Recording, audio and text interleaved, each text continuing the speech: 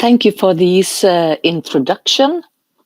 Welcome to all participants to this seminar on mine tailing safety in the UNECE region and beyond. This seminar takes place in conjunction with the 11th meeting of the Conference of the Parties to the UNECE Industrial Accident Convention. My name is Toril Tandberg, and I am the chair of the Industrial Accident Convention, and I will moderate part of this seminar.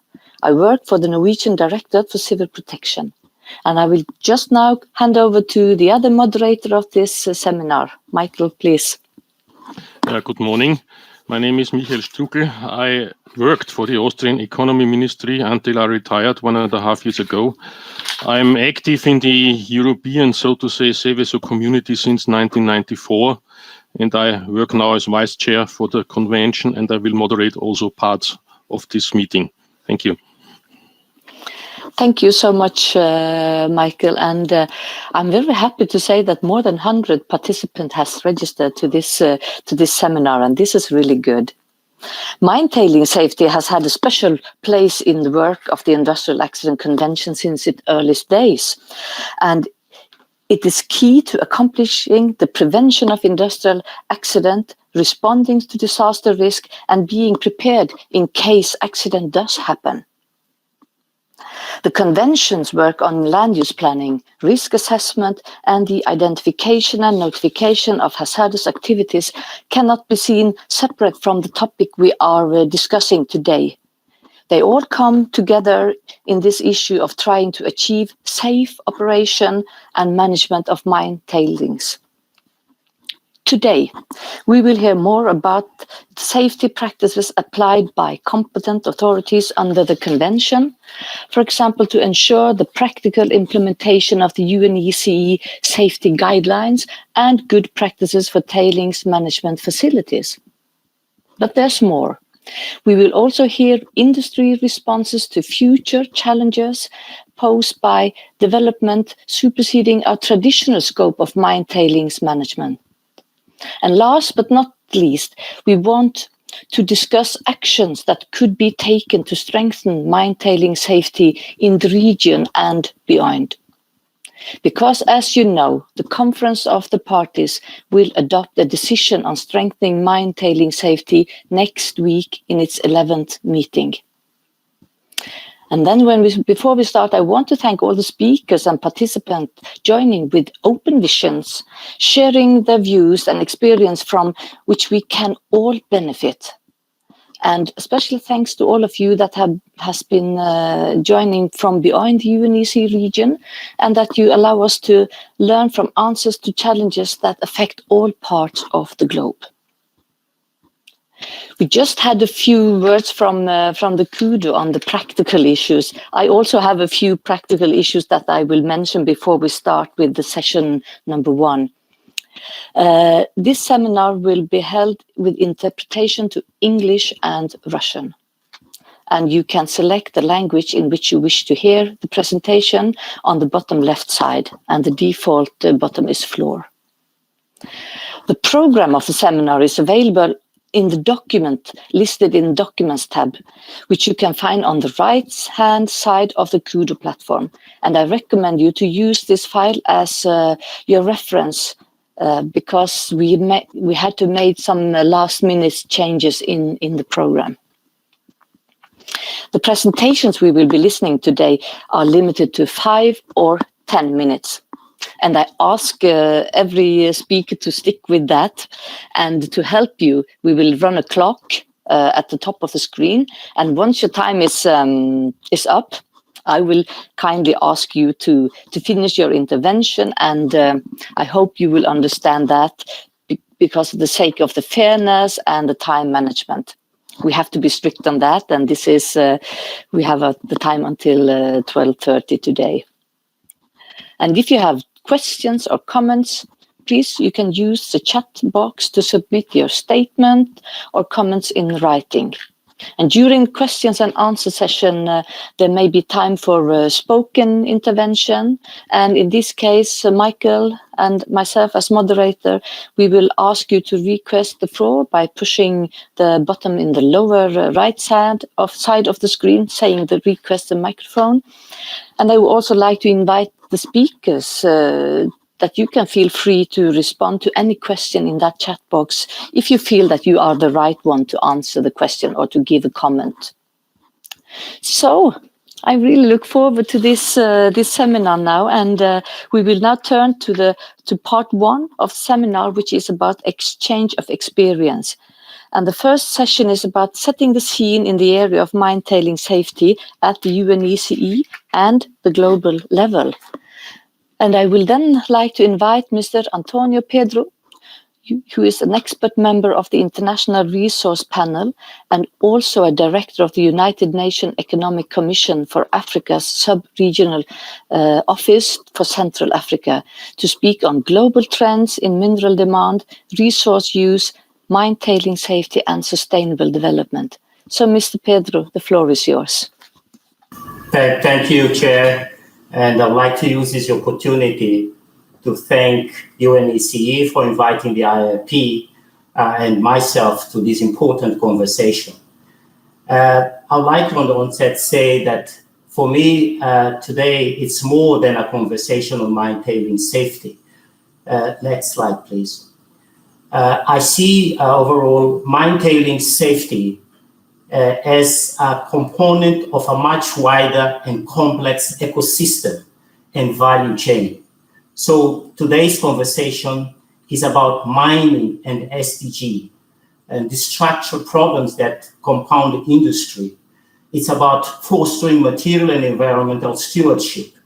It's about proposing a compact where shared value will be created. It's about good governance and just transitions. And I would argue this is a joint responsibility for all of us, both in the north and the south and the east and the west. Next, please. So it's not by surprise that in our IRP report on mineral resources governance in the 21st century, we've selected as a cover page the picture of the Brumadinho disaster, because it encapsulates the challenges that we are confronted with in this sector. And it is very timely that UNECE region is having this conversation on mine tailing safety. Next. So to start with, I think it's important to recognize that the extractive industry can contribute to the attainment of all of the SDGs. In particular, for our conversation today, I think SDG 6 and SDG 15 are important because it talks about ensuring that extractive sector is managed responsible, that we avoid catastrophic disasters as those that happen in Brumadinho. Next slide. So another important fact to recognize is that the pathways to 2050, including the EU Green Deal, are resource intensive. And because of that, we need to forge a pathway that underscores the importance of good governance, of improving the standards, improving the overall management of the extractive sector, including mine tailing safety. It is also important that because of the resource intensive of the pathways to decarbonization, minerals will be part of our own lifestyles moving forward. Minerals overall are ubiquitous now and will continue to be so up to when the majority of us will reach certain level of development. So, and primary raw materials will therefore continue to dominate the material flows up to 2050. Unfortunately, notwithstanding all the efforts that everyone, and including Europe in particular, are deploying to improve the circular economy, as we stand today, the world is only 9% circular, as per the Circularity Gap Report 2019. And that the anthropogenic resources alone will not meet the demand. So the curve, the supply curve, is upwards trending. And because of concerns with security of supply and access in many jurisdictions, we may see a resurgence of mining in Europe and beyond. And for that, we just have to look at the tenets of the EU Critical Raw Materials Action Plan, which, among other things, suggests that Europe should also consider producing some of these critical minerals in Europe with a view to reducing supply-side shocks. Next slide. So the next series of slides basically try to provide more context to these statements about the pathways to 2050 that are going to be resource intensive. So if I would quickly go through them to convey the message that minerals are ubiquitous and they are present in our everyday lives. And as countries continue to aspire to raise their incomes, and if there's no significant change in lifestyles, then that resource intensity will increase, especially in developing countries, which, as you know, are at lower levels of development.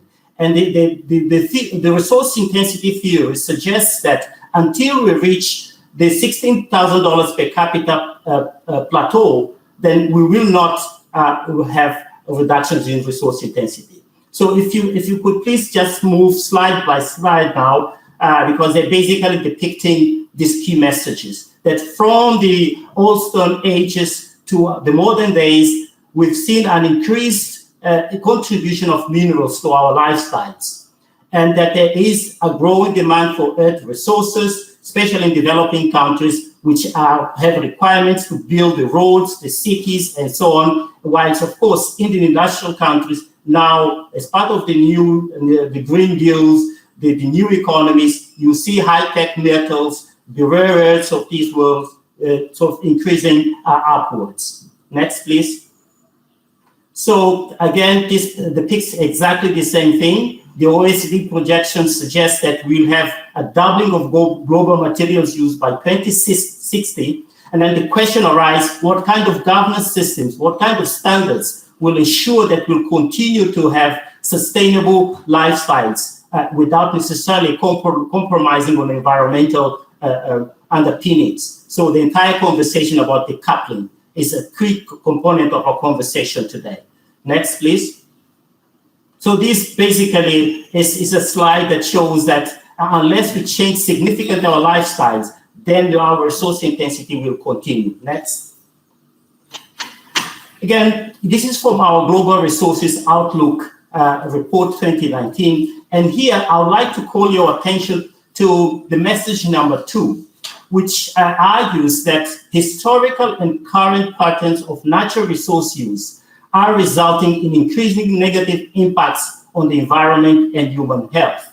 So this is a consequential in the sense that unless we address it squarely and coupled with the resource intensity that I've argued earlier, then we may find ourselves with more disasters, such as Brumadinho. Next slide. Again, the same messages. Next. This is from the OECD Global Materials Resource Outlook.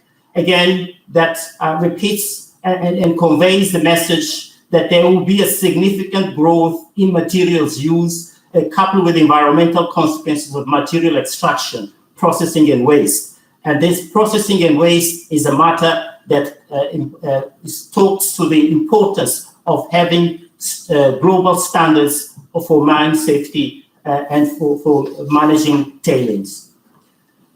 Next.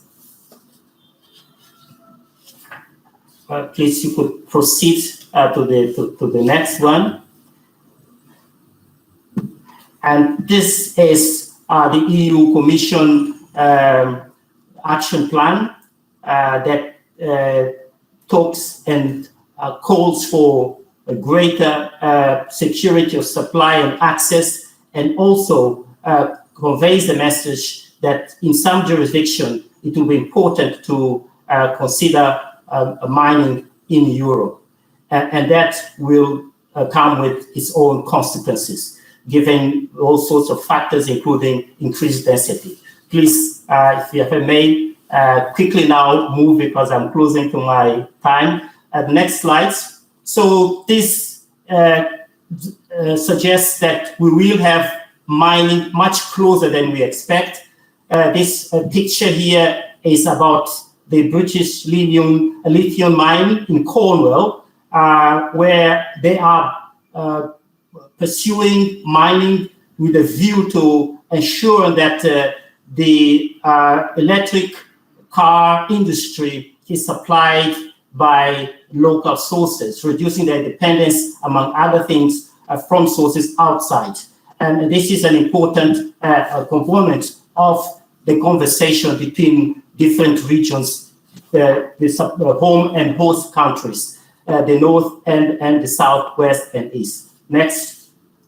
So we'd like to argue that a very important development is the global industry standards and tailings management that ICMM, UN Environment, and the PRI have launched recently, which provides, next slide, the foundation on which to improve the overall tailings management facilities globally towards a goal of zero harm, an integrated approach to tailings management to prevent catastrophic failure and enhancing the safety of mine tailings facilities.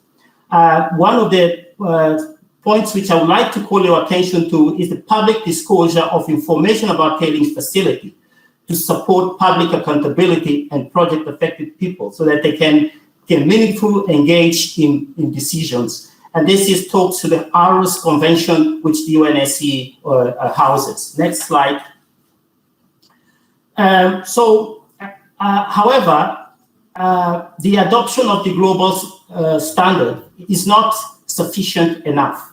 It's important that the standard is domesticated at the national level through relevant laws, regulations, and in that context, I applaud the initiative that UNECE and Europe is taking with a view to addressing capacity gaps that the governments may have into enforcing the laws and regulations and standards. This is a major area of concern. Also, it's important that can I ask you to try to sum up now, yeah, because we have extended time. Thank you. Yes. So in 1 minute. So basically, to say that this is a joint responsibility, that banks, insurers, institutional investors have a role to play, and we also need to build a political will with a view to finding a house for the standard. I'm sure you'll hear more about this later from the conveners of the global standard. So the last slide for today, I guess, is an ask for all of you. Basically arguing that beyond the adoption, the domestication of the global standard, could we have a much more aspirational agenda? Perhaps investing in research and development towards a tailings-free mining.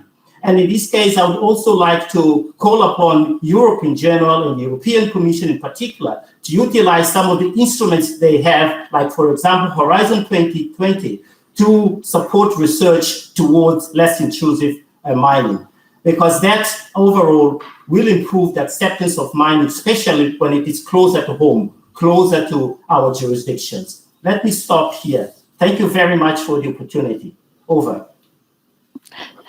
Thank you so much, Mr. Pedro, for giving us this important perspective of the situation and the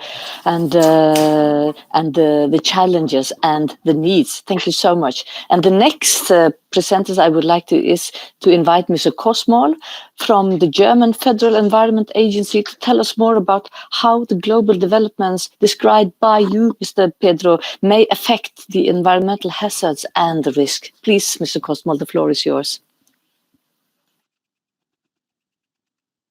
Chairman, thank you very much for this kind introduction. And thank you for giving me the opportunity to speak here in front of the distinguished international expert on tailing dam safety. Next slide, please. Next slide. I work for the German Environment Agency, and we give science-based policy advice on all kinds of environmental issues, also on raw material demand for environmental technologies, related environmental issues of mining, and climate change adaptation. And that's basically what I'm going to talk about in the next few minutes. Next slide, please. Antonio already said it. Reaching the Sustainable Development Goals will require more metals and much less fossil fuels. This is because sustainable development also means industrialization and increasing prosperity in low and middle income countries, as well as the accelerated proliferation of environmental technologies. I'm showing figures from a scenario modeling study by Yale University. You can see demand prognosis until 2050 for iron and zinc for 4 scenarios.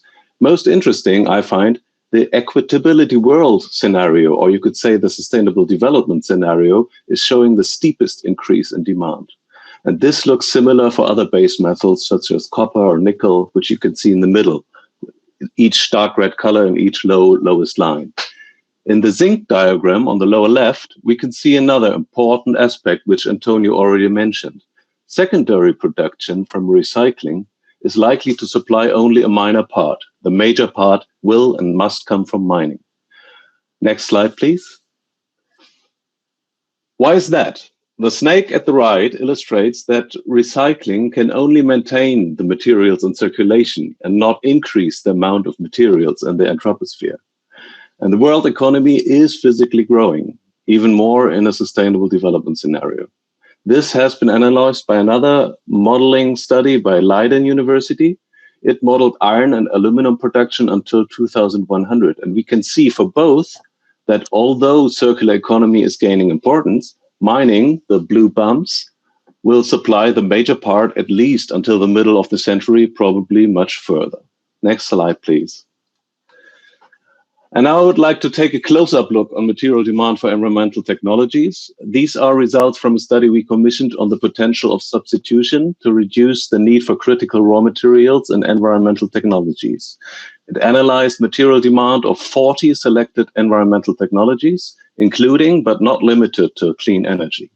It applied 2 scenarios, a business as usual and a green economy scenario for the German as well as the global economy.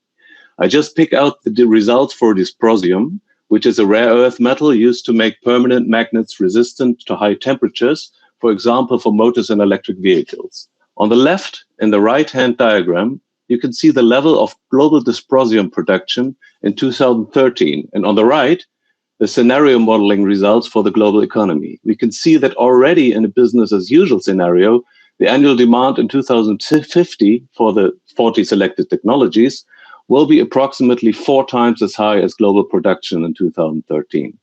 However, I should say might be, since disruptive changes in technology and thus material demand are to be expected. However, the study found that metals will probably be substituted by other metals. And next slide, please. And this means that it is reasonable to expect a steep increase in metal ore mining and thus tailings volume. And mining is likely to expand into untouched areas with valuable ecosystems or areas prone to accident hazards due to extreme natural events, because mining needs to go where the mineral deposits are. On this slide, you see a result of another study we recently published. It examined so-called environmental hazard potentials of global production for more than 50 materials. The map in the background shows areas with medium and high risk of floods, earthquakes, storms, or landslides. And the green dots are copper mines in operation. Many of these mines are located in the red areas with high risk. Copper mining is more likely to occur in areas with higher natural accident hazards than mining for other materials studied, and we did this for a range of materials. Next slide, please. And many of these environmental hazard potentials are likely to be intensified by climate change, which was analyzed in another study we recently published. And the safety of tailing dams is key in this regard. I took this picture from Grit Arendel, who performed another study. You should find a link to the original graphic in the chat, so you can read the text. I'm sorry, it's too small. But our case studies found that slow onset changes, such as changing precipitation patterns or permafrost degradation in Arctic regions, can cause structural weakening of dams. And more extreme weather events could increase the distance of contaminant transport via wind or water, and also increase the risk of tailing dam failure, because many tailing dam failures in the past have occurred after torrential rains. I think this short intervention doesn't need a conclusion or sum up. I hope I could give you some food for thought for this seminar.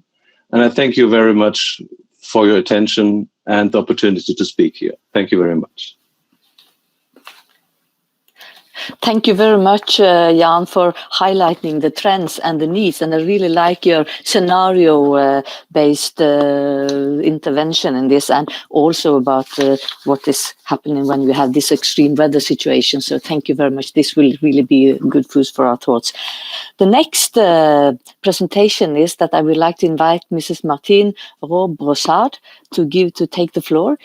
She is the Deputy Head of the International Affairs Division of the Swiss Federal Office for the Environment, and you will talk to us about mineral resources governance and mine tailing safety, and about the 5th UN Environment Assembly. Please take the floor, Martine.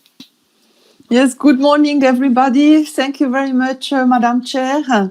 And it's very inspiring to listen to the presentation of Jan and also from Pedro, because it put the scene and all the science, what it is behind. And Pedro, you mentioned it correctly, it needs now political will.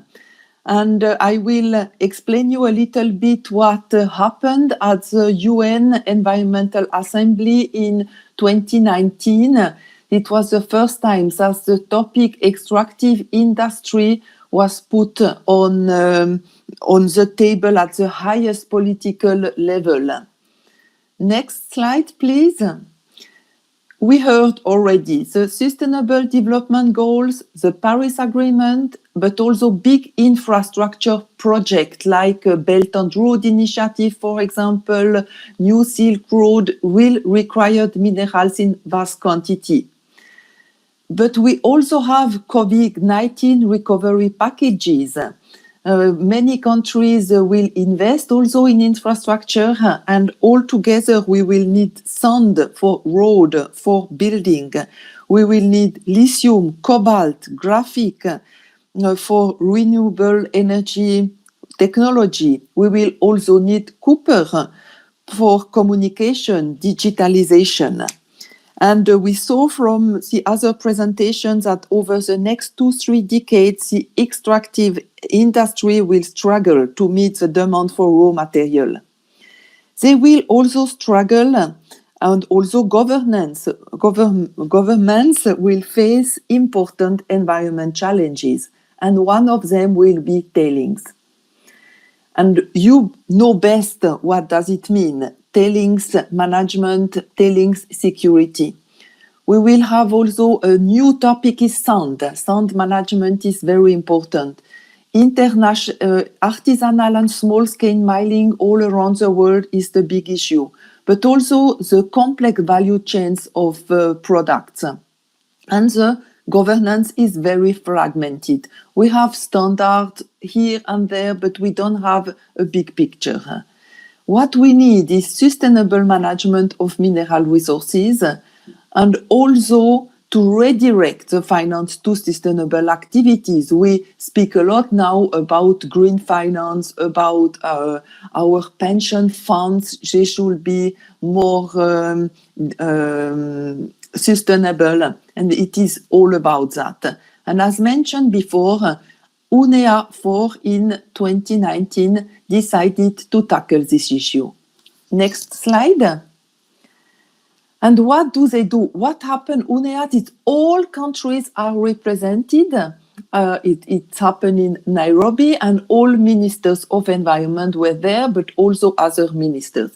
And they request UNEP, the UN Environment Program of UNEP, to collect best practice, identify policy options to make a global governance on mineral resource governance, and to report at UNEA 5, which will take place in February 2022.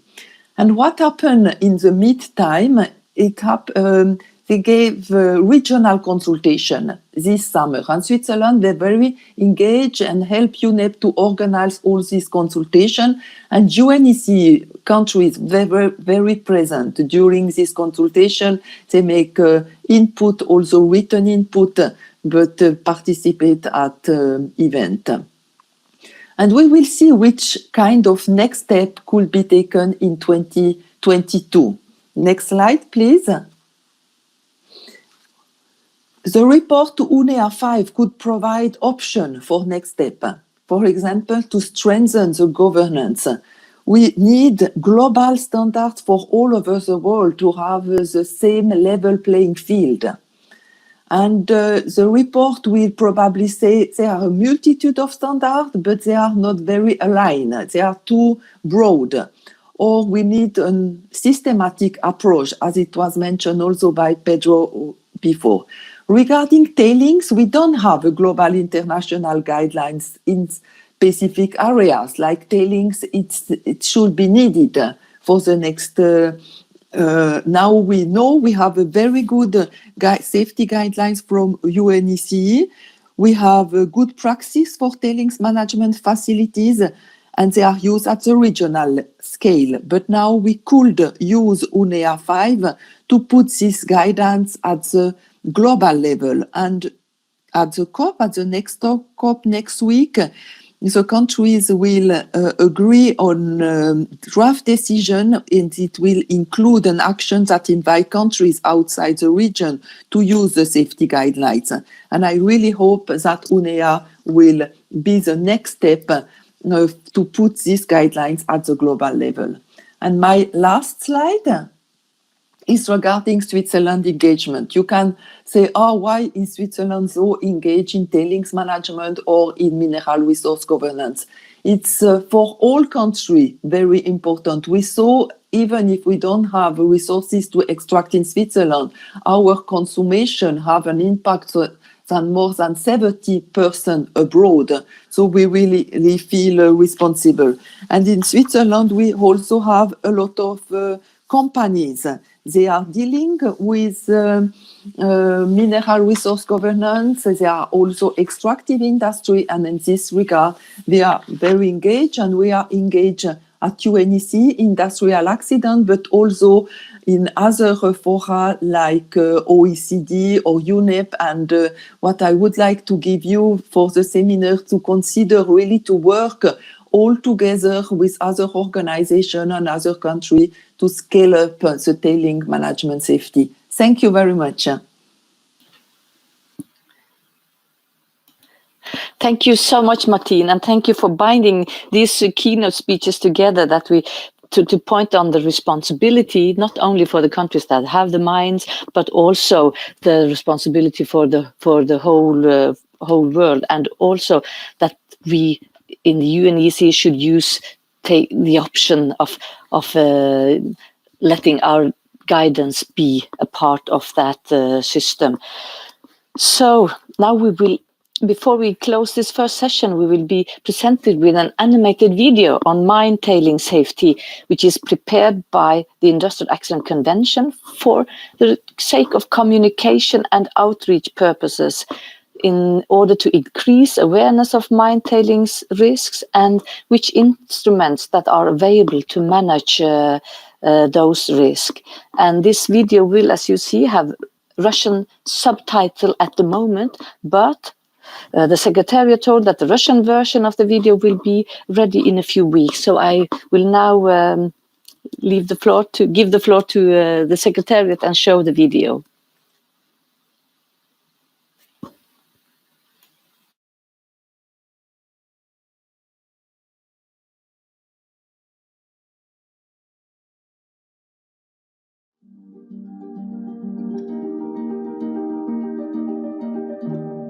Mining is key for socioeconomic development and industry. Extracted metals and minerals are used to build roads, electric cars, or high-tech electronics.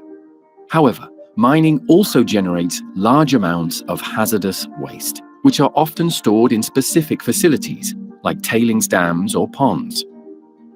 Since 1970, the extraction of metals and minerals has tripled.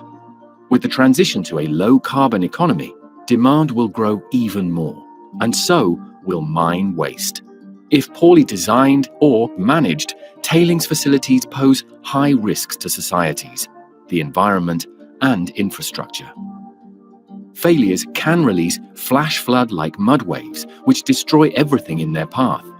The catastrophic dam failure in Brumadinho, Brazil in January 2019 shocked countries around the world, leaving 5 miles of destruction and killing 259 people. Failing to account for climate change impacts like heavy rains or snowfall when managing and designing such facilities is also dangerous and costly, as the dam break in Baia Mare, Romania showed. It caused severe transboundary water pollution in Hungary, other downstream countries, and the Black Sea. These are just 2 of many tailings failures in the past, and statistics show that the consequences of such accidents are becoming more severe. Preventing tailings failures, including their transboundary effects, and putting safety first must become a priority. We cannot continue business as usual. Countries with economies in transition face additional challenges with orphaned or abandoned tailings facilities. These are often ticking time bombs, meaning that it's not a question of whether an accident will happen, but when, if no action is taken. Regulations and safety standards in these countries may be outdated and should be harmonized with international good practices, like the safety guidelines and good practices for tailings management facilities developed by the United Nations Economic Commission for Europe, or UNECE. These guidelines contain safety principles and recommendations for governments, competent authorities, and operators. To support countries in the practical implementation of the UNECE safety guidelines, the German Environment Agency created a checklist methodology for authorities and operators. First, authorities can map their facilities based on a tailings hazard index. All they need is basic data, such as the tailings volume, toxicity of stored substances, and dam safety parameters. The Tailings Hazard Index helps identify which facilities deserve immediate attention. Operators can then apply checklists to identify major safety and management problems at the facility level. This helps them determine short, medium, and long-term measures and estimate the resources requirements. The methodology also includes a catalogue with possible measures to take. The safety guidelines and checklist methodology have been successfully applied by mining operators and industrial safety authorities across the UNECE region to improve tailings safety and management practices. Institutional coordination and transboundary cooperation are vital for effective tailings management, as accidents often have cross-border effects. Authorities must coordinate at national, regional, and local levels, and with operators and stakeholders to ensure safety.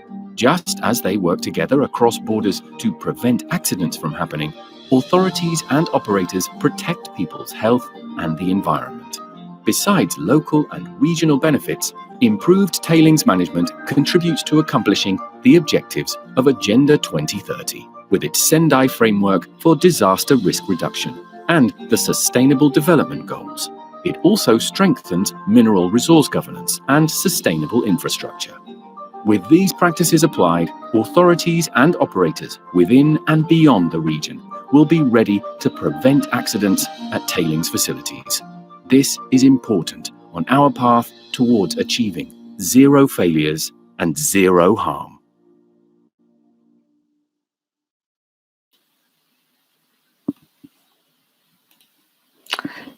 Okay, this will conclude the session number 1 at this seminar. And some of you, it might maybe a little bit jumpy on the screen, but I can say that this video will be posted on the website of the UNECE in short time, so it will be better to see it from when it's not shared through a seminar. And I think during this session, we have seen how mine tailings safety needs to prepare for the future challenge, and such as production increase and climate change.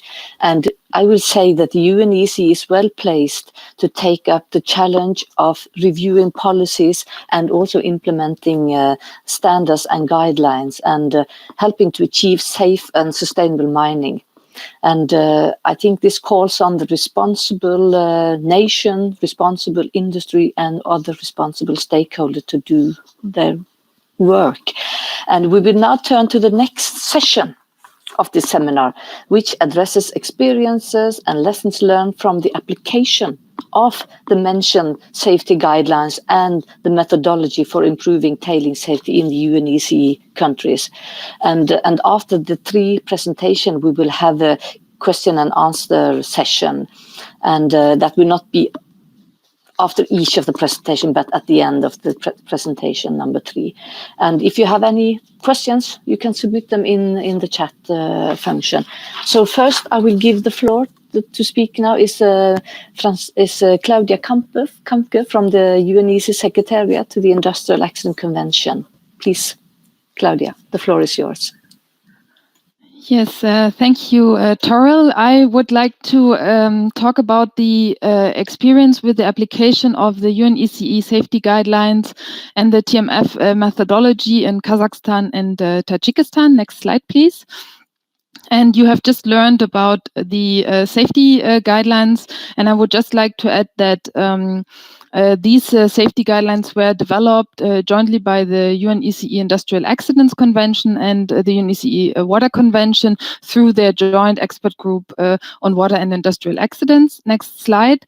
And as you know, based on the safety guidelines, a checklist methodology had been developed by the German Environment Agency, and this checklist methodology is comprised, among others, of a tailings hazard index, which allows to rank the tailings facilities in a country according to their hazard, based on some basic data like volume, toxicity, and so on. Next slide, please. And this methodology was successfully applied in a project in Kazakhstan, thanks to financing provided by the Swiss Federal Office of the Environment, and it resulted in the preparation of an inventory and a mapping of 121 tailings management facilities, which, as you can see on the slide, were ranked according to their hazard level, low, medium, and high. Next slide, please. And the same was done in Tajikistan, also thanks to financing from Switzerland, and the application of the methodology resulted in the preparation of an inventory and mapping of 13 tailings management facilities in Tajikistan. Next slide, please.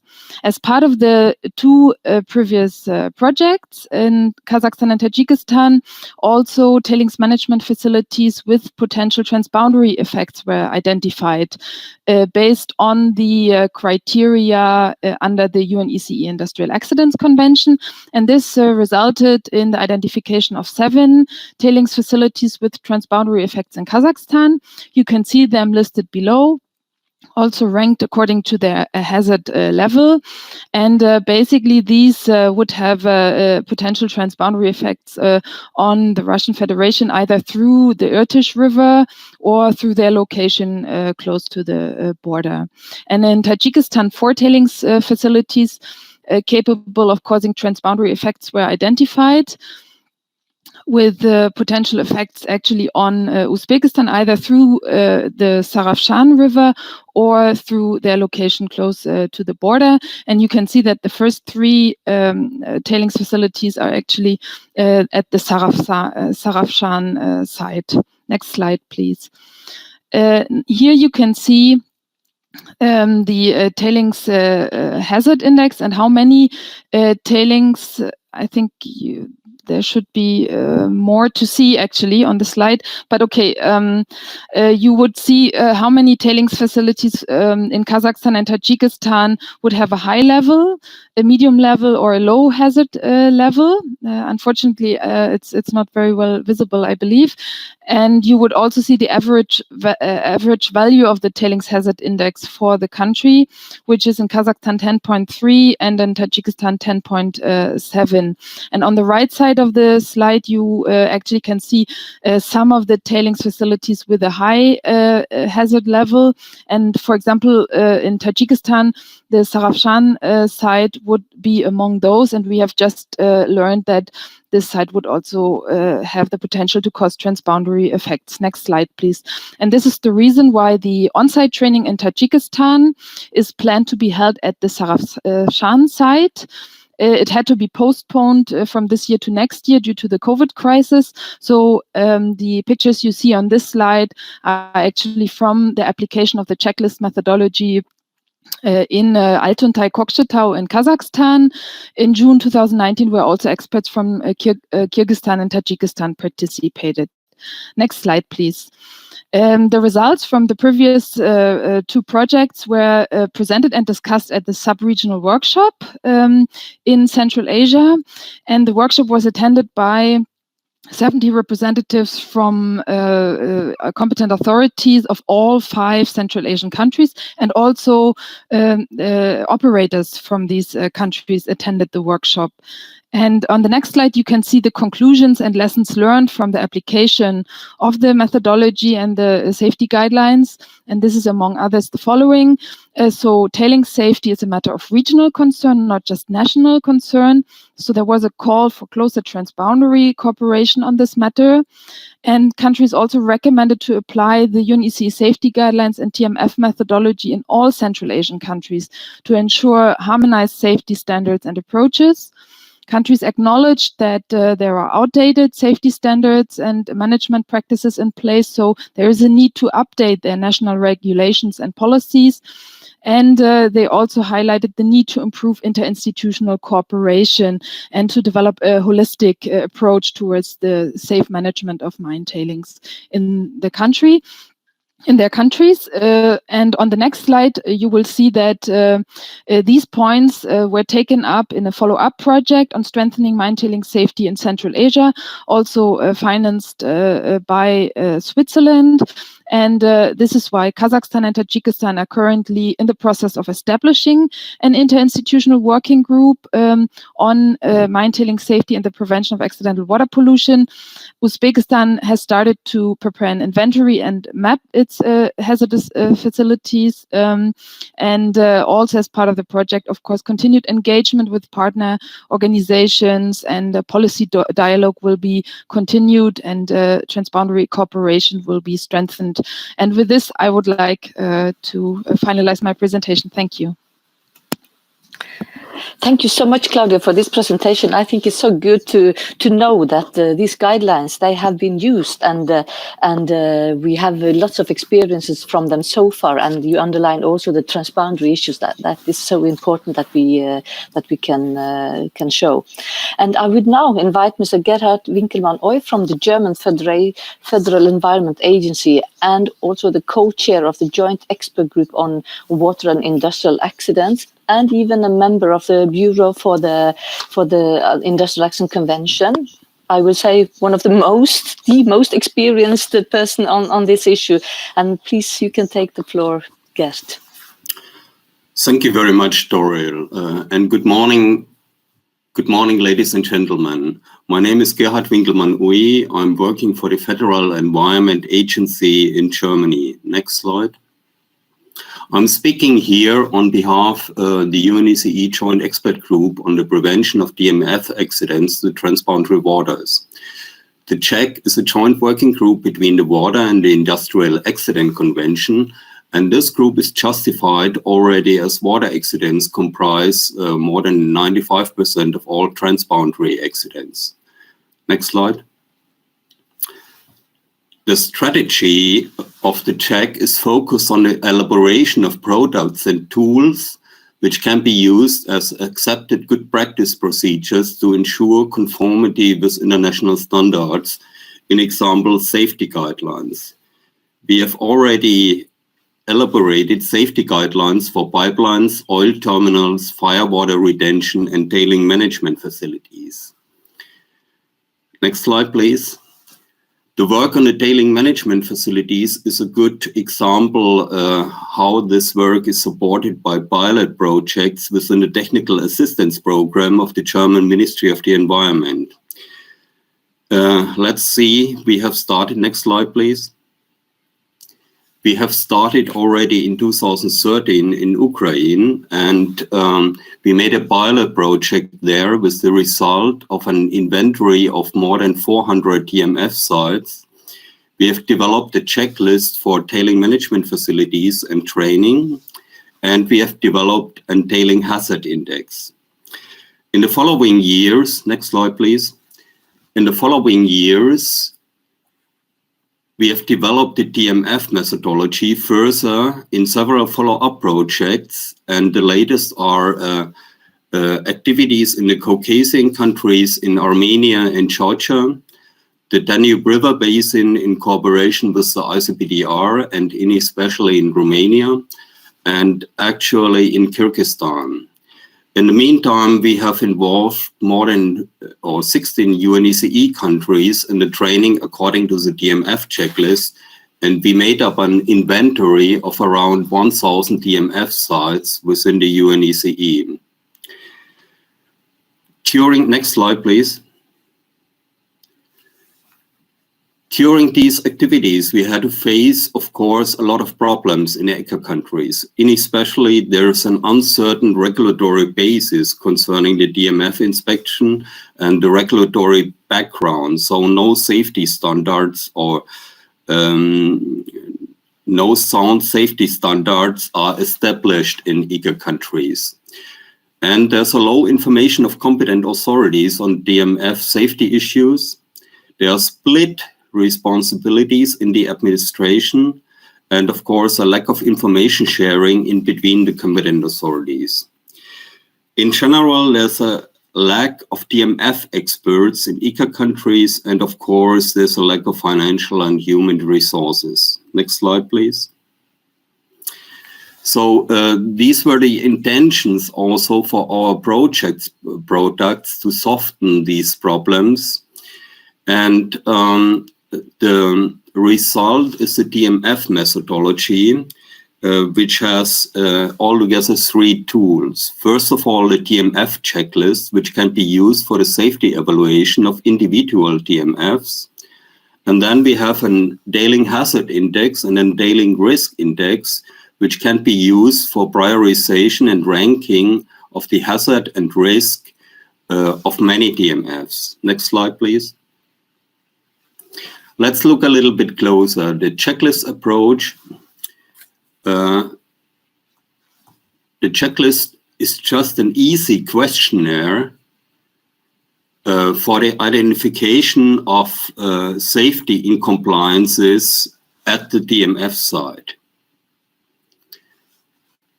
It is followed by an evaluation matrix addressing the actual safety level at the site. And last but not least, a measure catalog gives recommendations which short, medium, and long-term measures should be additionally realized. Next slide, please.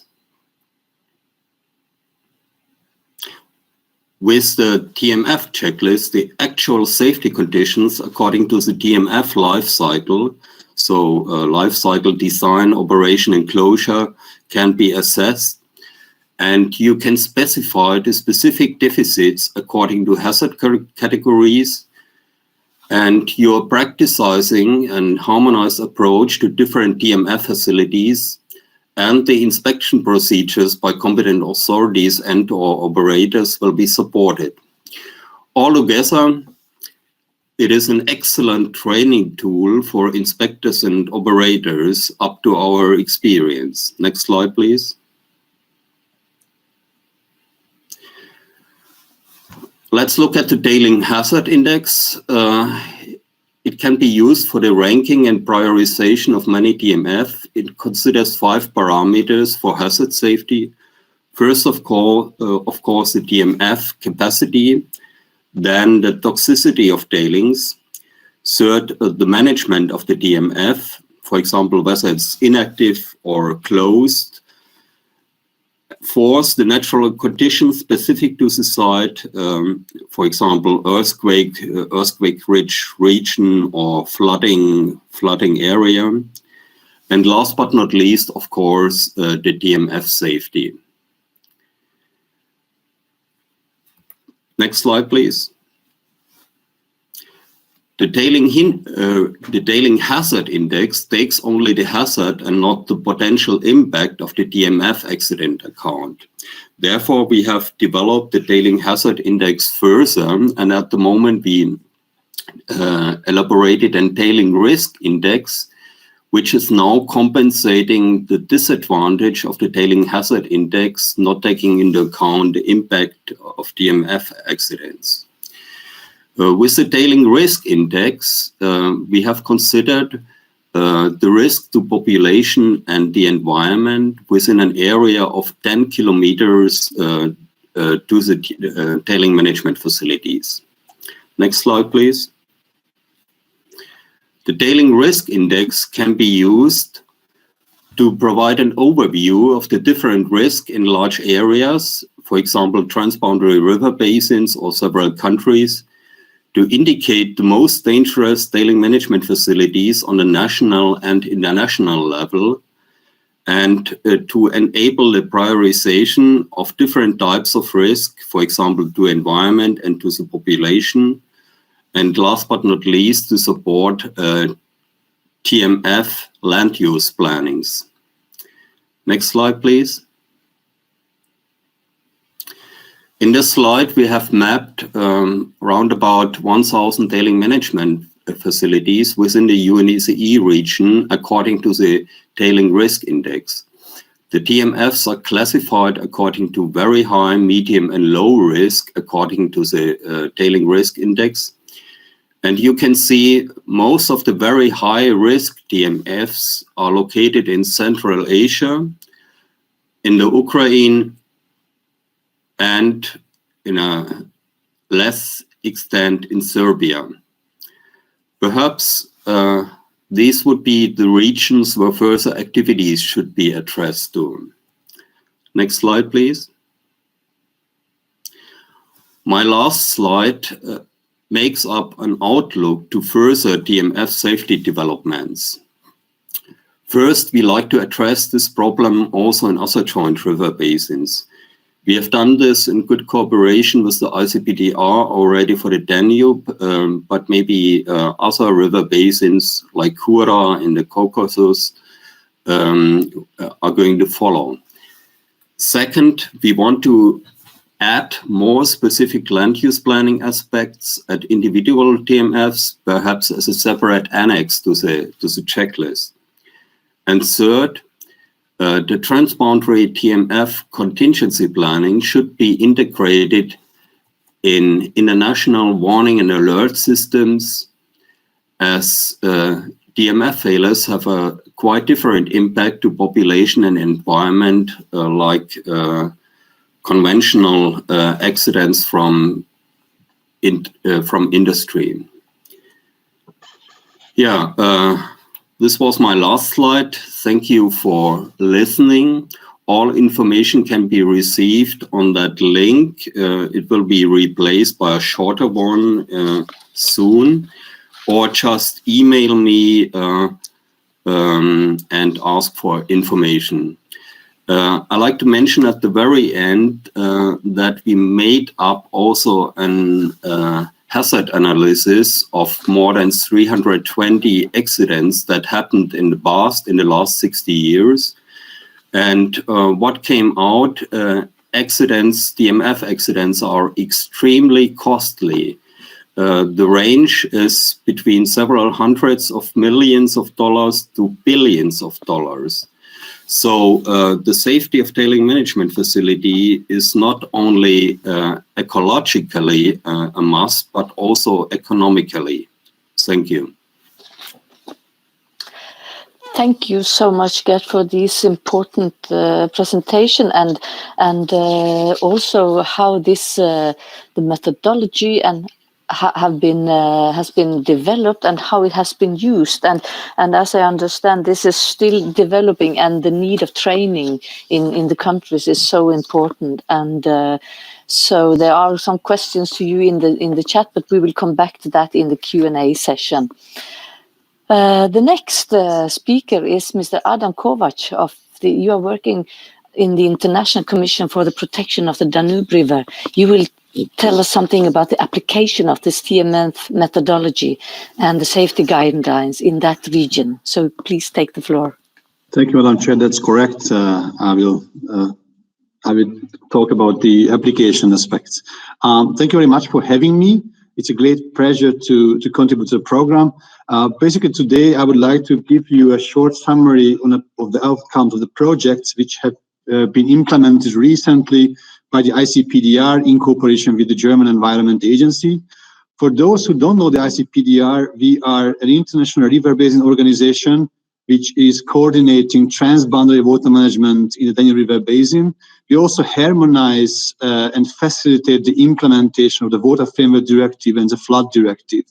Well, the accident prevention is quite high of the agenda since the establishment of the ICPDR. Therefore, we were very happy to have this project, and we appreciate the support to the German Environment Agency. Next slide, please. We have a quite obvious rationale behind the project. We witnessed two major accidents in the last 2 decades in the River Basin, in Bayamar and Ica, and both were related to tailing management facility failures. Since then, the situation has been significantly improved, but we still have a high number of TMF in the region which are associated with high accident risk. Therefore, we started looking around what to do with and how to cope with this issue. And we found ourselves in a very lucky situation because, as Mr. Winkelmann has already mentioned before, several projects have been implemented by the German Environment Agency recently, which developed a TMF methodology, which is quite useful. So, the ground was very well prepared for our activities. Therefore, basically, the starting point was the TMF methodology developed by this project, but we also realized that there's a need for certain updates and improvements to make it more adaptable and suitable for the Danube River Basin conditions. Next slide, please. The objective of the project was to improve the safety conditions of the TMFs located in the Danube River Basin by strengthening the technical and management capacity of the operators and the authority inspectors. By doing so, we can be more ambitious, and we can have a nice long-term objective written here. This is to respect a common set of minimum standards and safety requirements in the basin so that the accident risk is reduced and the environmental resources, the society, and the socio-economic values are somehow protected. By doing so, the project basically started paving the way towards this vision, and the project outcomes and results provides practical tools and also implementation strategies for the Danube countries and even beyond, how to improve the TMF safety. The outcomes are listed here, and on the next slides, I will tell you more for each outcome. Next slide, please. The first step was to develop a sort of inventory for the Danube River Basin, just to have an information and understanding how serious the problem is in the region. We collected in the first step data from international sources, open access data, which were then confirmed and approved by national experts. We only collected very basic information, basically on the location, the volume, the tailing material, the prevailing substances in the tailings, management status, and so on. And you see that we have a quite substantial, special territorial coverage in the basin. We have 10 Danube countries out of the 14 where the TMF is a quite an important issue. Please click on the map. Yeah, and you see here just two indicators, the overall numbers and the volume of the tailings in the Danube River Basin. We have almost 350 sites in the basin. About hundreds of them are still active, and we have 1,500 million cubic meter overall tailings volume, which are stored in different facilities. And you see here that the countries where the highest number of TMFs is Romania, Slovakia, and Hungary. Although in Hungary, the most of the sites are already inactive.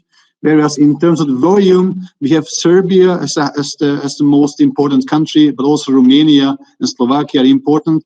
But you see that in Serbia, we have a quite low number of TMFs in comparison to others, but the volume is quite high. So the average volume it's quite high in Serbia. Next slide, please. These numbers are already impressive, but they don't tell us anything about the hazard. Therefore, we wanted to assess the hazard of those identified tailing management facilities, and we applied the UBA methodology, the tailing hazard index, although we somehow updated according to the Danube River Basin conditions, and some of the parameters have been adjusted in this project. We consider that the tailing hazard index is a simple but very good and powerful methodology to assess accident hazard of a large number of TMFs in a region or a river basin, basically based on very basic parameters. If you have this method, you'll be able to prioritize the TMFs in your region in order to optimize the financial resources, but also to target very specific inspections to the critical safety conditions and to the high hazard sites. There is also another potential, but also was mentioned already by Mr. Winkelmann, to link this approach to early warning systems to simply control transboundary or large regional effects. Next slide, please. But the main deficiency of the tailing hazard index is that it doesn't take into account the exposure of potential receptors like the population or the environmental resources. So we don't have information on the impacts. To solve this problem, we developed in this project a tailing risk index, which basically combines the hazard and the exposure. Basically, we had an assumption and a simplification. An assumption was that we delineated, based on the analysis of historic accidents, a so-called downstream risk zone, which has been identified as 10 kilometers. So we only assess the potential receptors in a 10-kilometer risk zone. And the simplification was that we only assess the population and the water bodies as potential receptors to be exposed by any accident. This risk index is also a quite simple methodology, but it has a very nice awareness-raising function, so we can inform the public about the risk related to tailing management facilities, and also we can use it for designing local preparedness measures and contingency plans.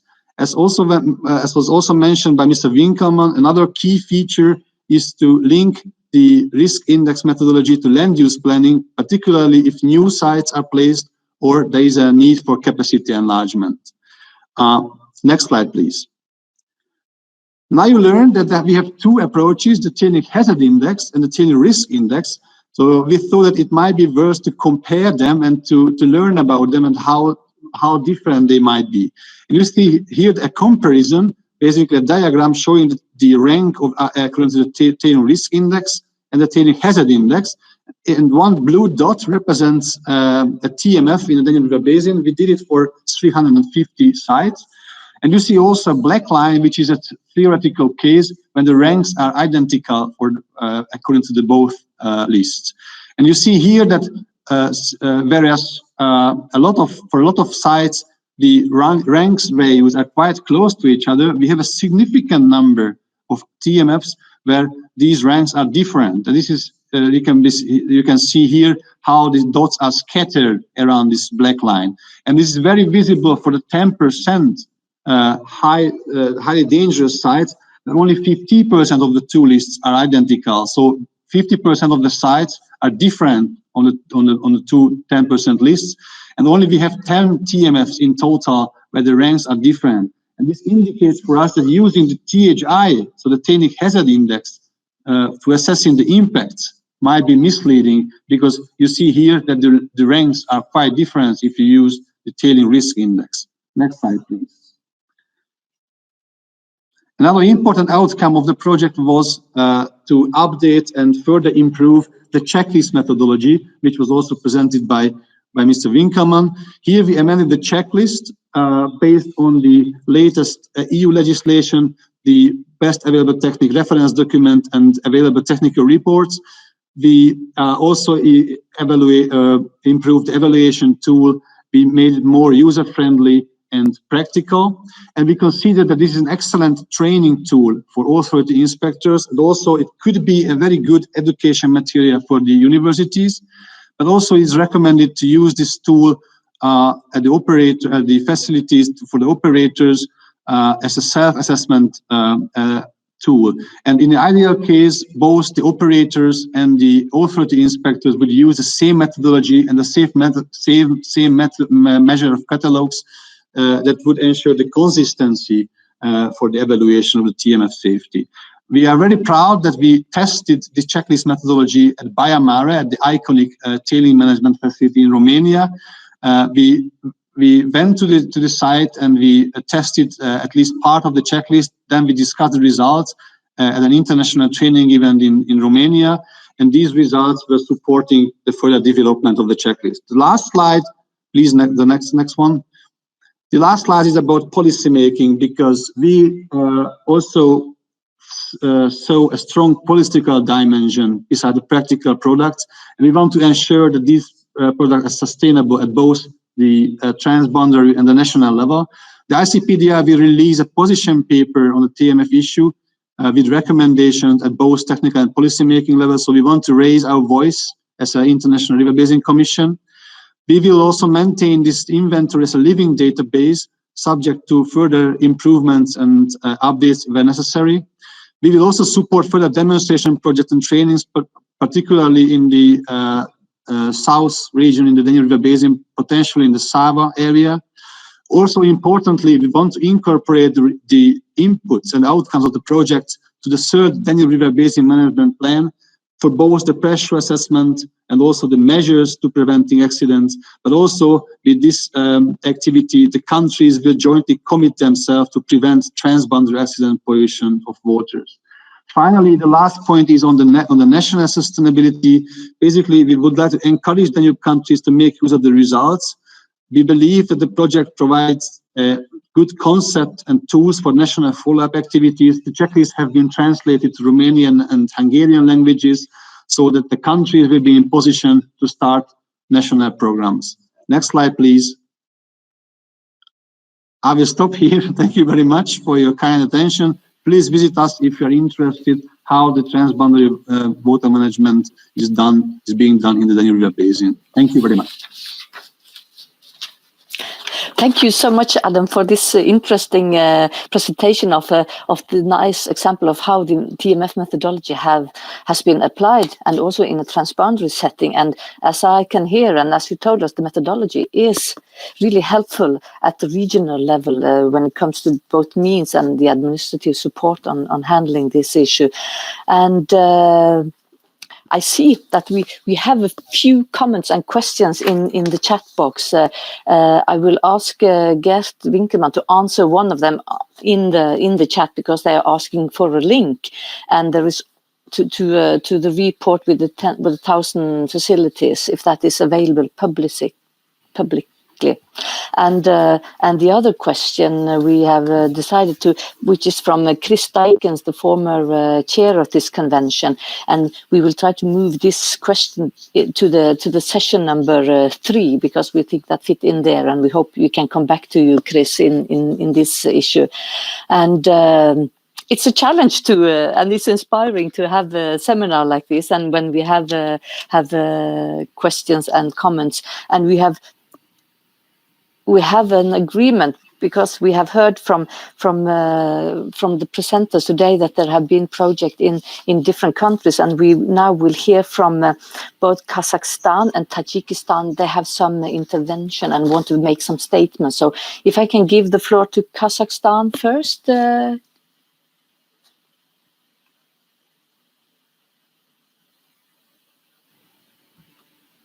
Dore, did you ask me? No,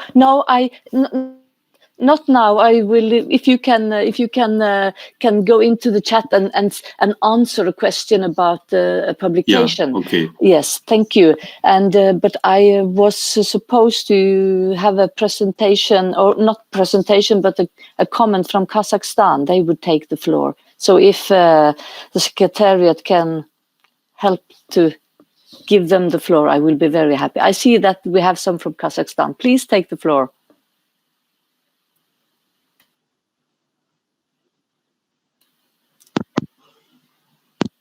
Здравствуйте.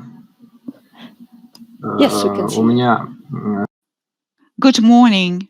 I don't have a question, more like a wish.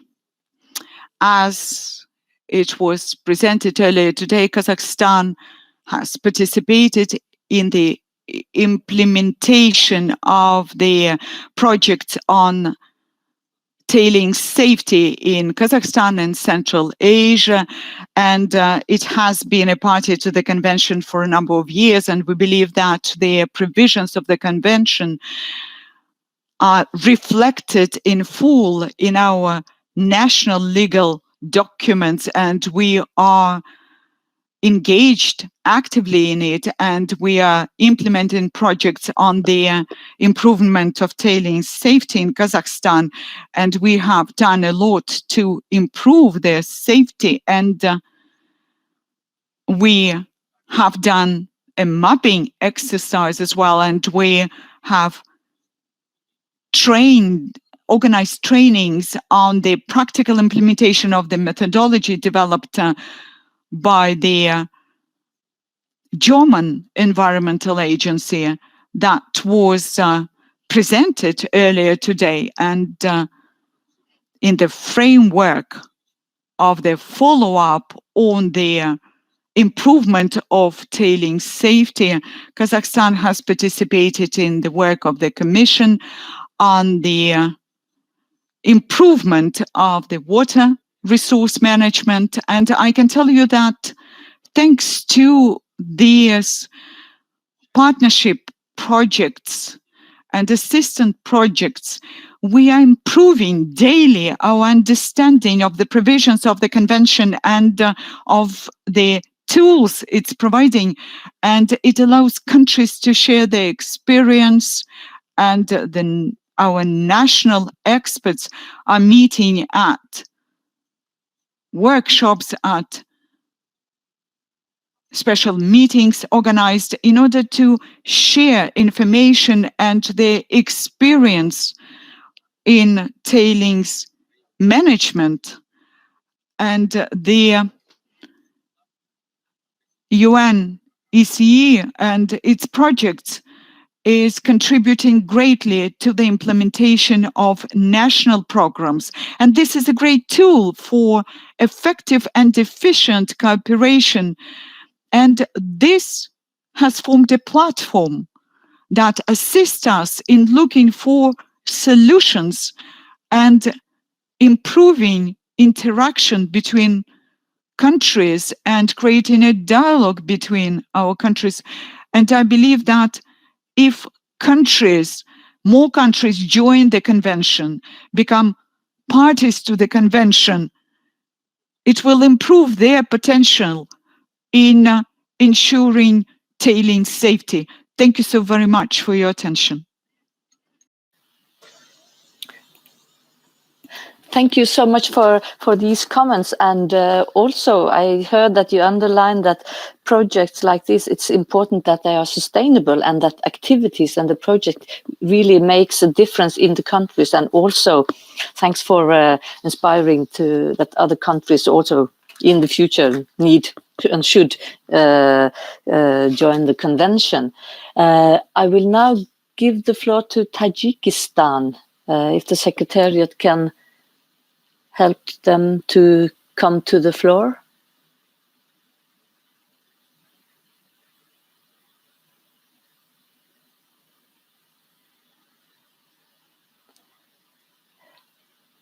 Can you, Max, see if they are joining the floor?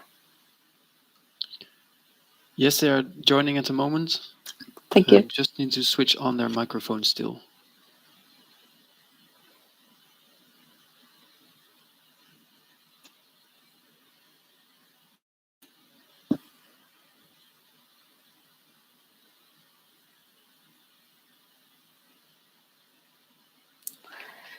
You all know that the seconds, they are so long when we are waiting for this. So I hope if you can unmute from Tajikistan.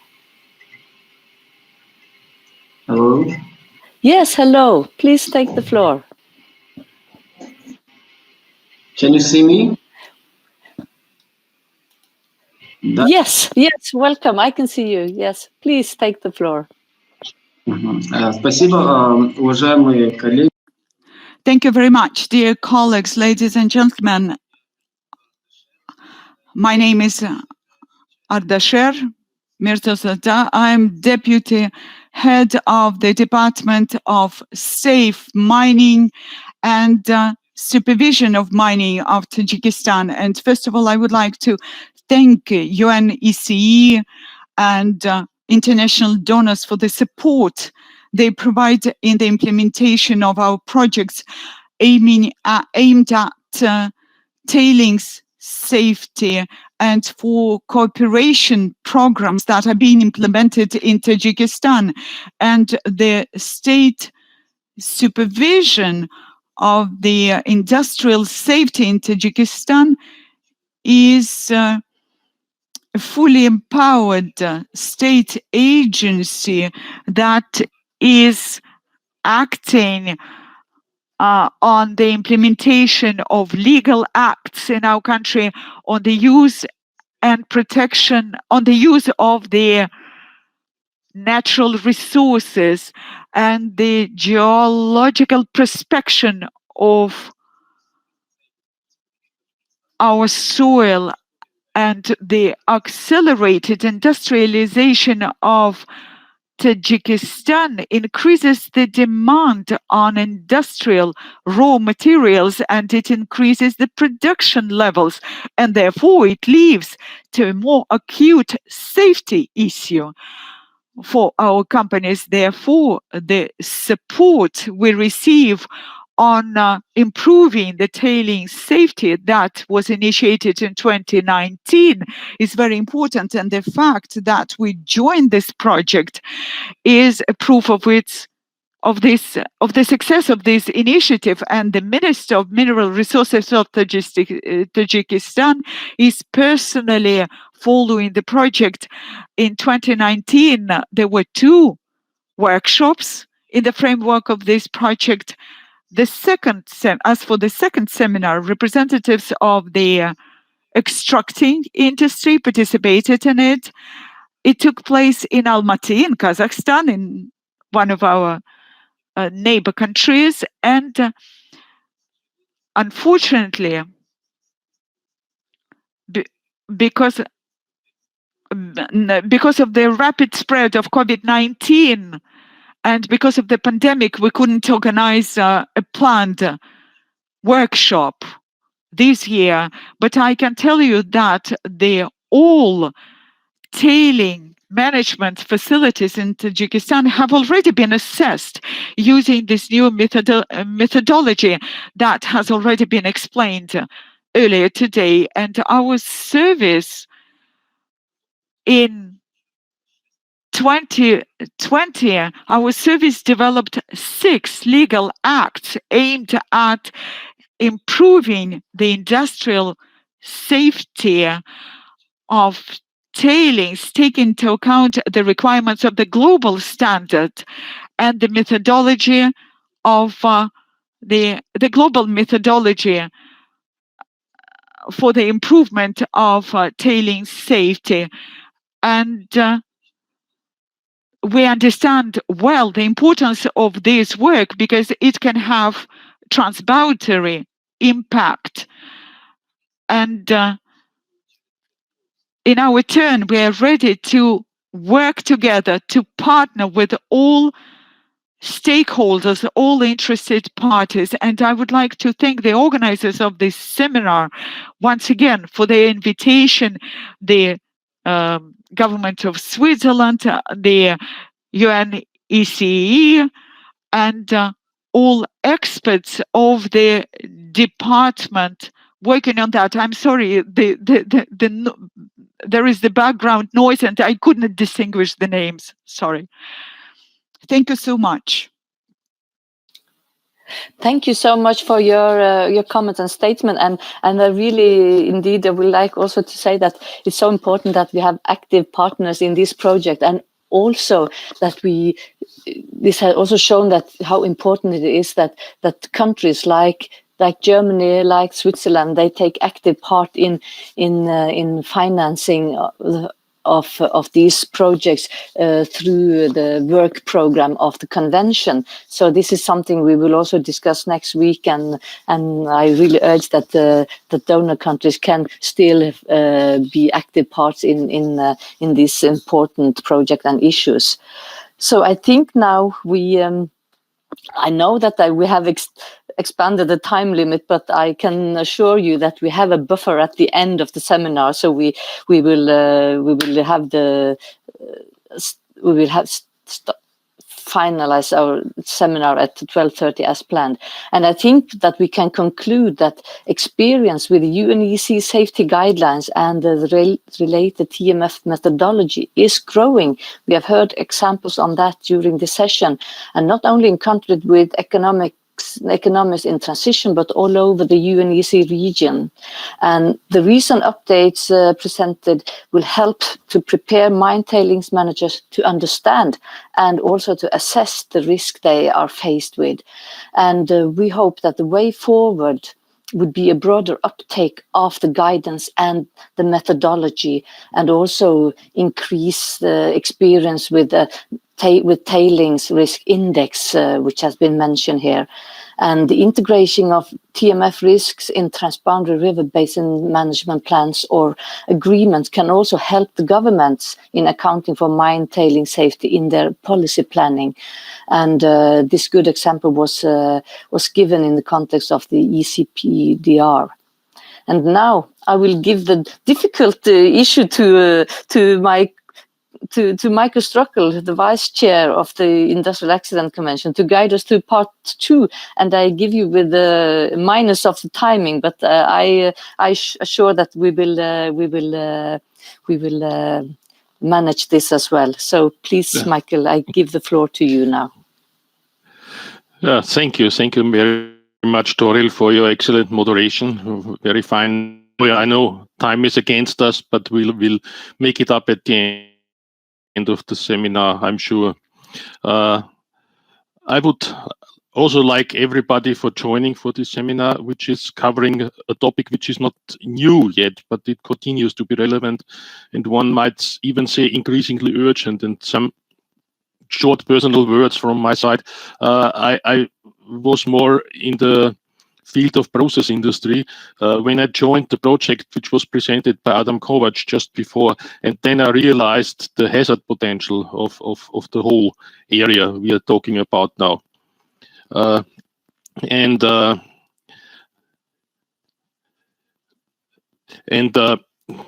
Mine tailings safety is not only a key challenge for the UNECE region, but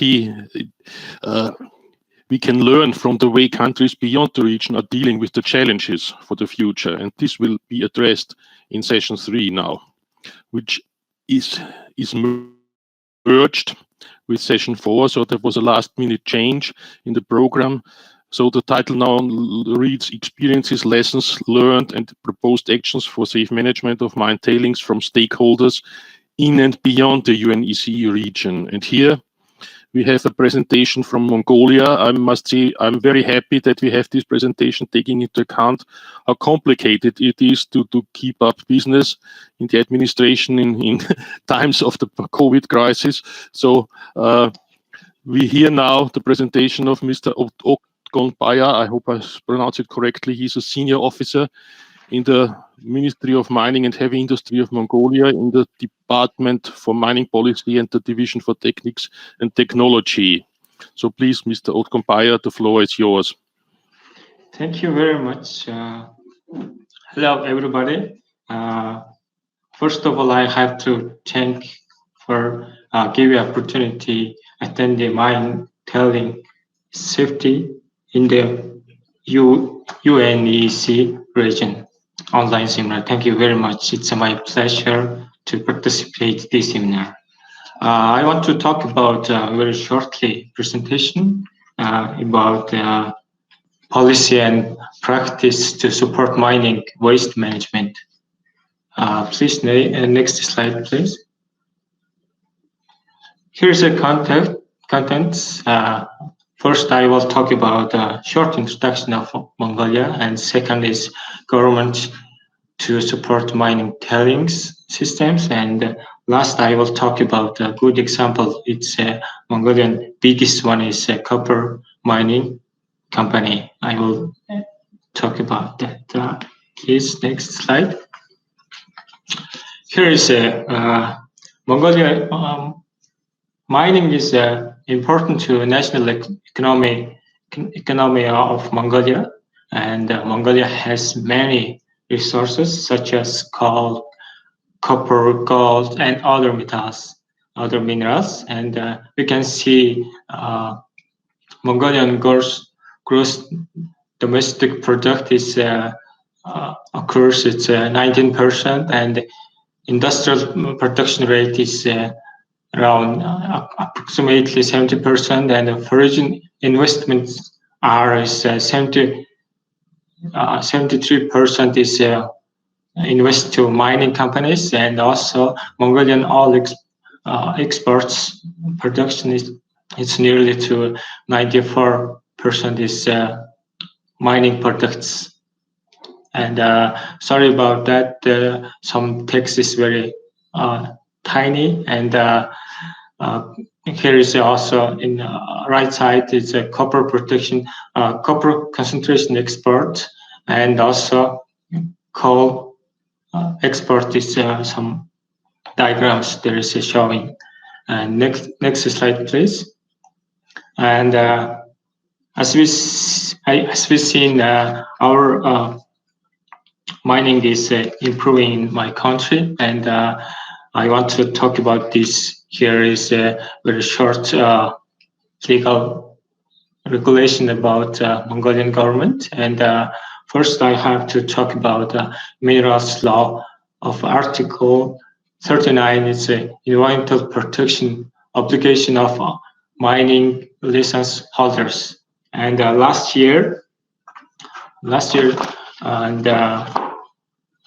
and joint degree by the Ministry of the Mining and Heavy Industry and the Ministry of the Environment and Tourism regarding approval of the regulation of rehabilitation and closure mining and concentration plan. And also Mongolia has other law and other legal things we have other things. Next slide, please. And I would like to talk about shortly, and telling is a combination of the fine granulated solid materials remaining after recoverable metals, and the minerals have been extracted from mine or together with the water use the recovery process. Please, next slide. Here is a good example. Mongolia has many mining companies, and I want to talk about Mongolian biggest copper mine called Orphaned copper mine. It's located near to Russian and Mongolian border, north side. You can see there, and also Orphaned Mining Corporation was established in accordance with the agreement between governments of Mongolia and the Soviet Union. Now we know all we know it's Russian. It started its operation in the 1978. At the present, it's a very large, complex processing.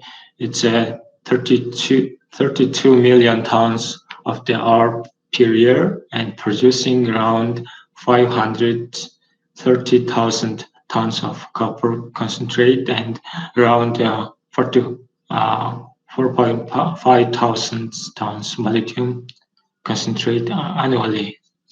Please, next slide. Here is a change of the mine tailing ponds. I mentioned that mine is 40 years we use this area, and we can see the square, and also we can each changing years we can see easily. And next one, please. Here is some research areas working that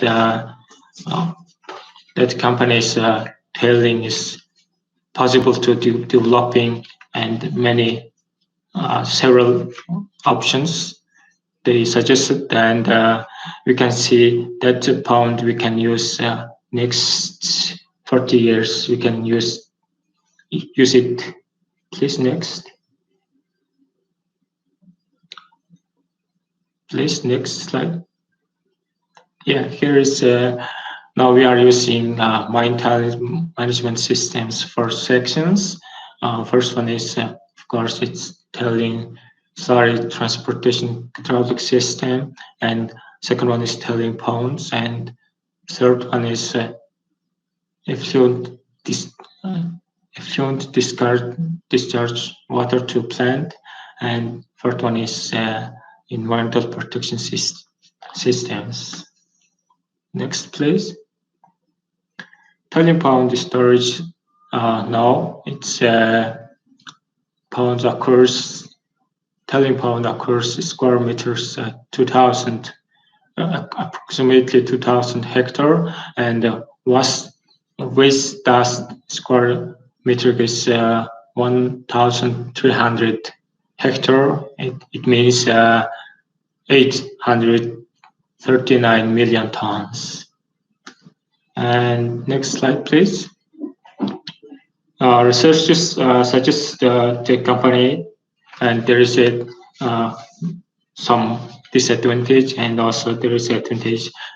Disadvantages are also working operation of the dam increasing, and if the circulating pump situation is not upgraded, there is of course there is risks, and dam protection work for water intake have to move.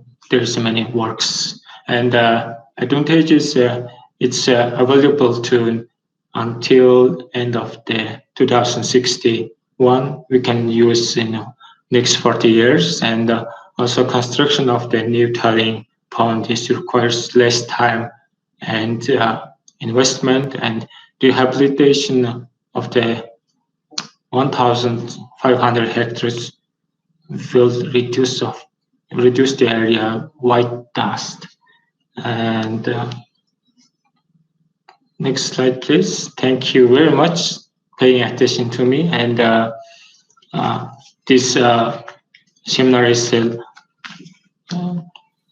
very useful, and we can learn about tailing management facilities systems, we can learn.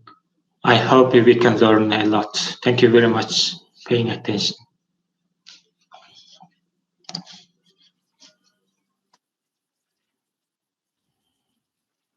Yeah, many thanks for the presentation. There's one issue that was really very significant for me because I learned to calculate the stability of a dam many years in the last decades, and there was this tailing pond growing 3 times larger than at the beginning. You showed it. It was very impressive. One takeaway from our session now would be that tailing safety is a common concern where regions around the globe can learn from each other, and policies are adapting fast. And it is crucial for both the industry and communities affected to be represented in the policy making, decision making, leading to increased safety of tailing management facilities. This is what we will do continuing this session. We are a little bit late and have to break after the next presentation, for which I invite Ms. Diane Deng Lee of the International Council of Mining and Metals to take the floor and tell us more about the global tailings review, the industry standard and follow-up actions. Please, Diane, the floor is yours.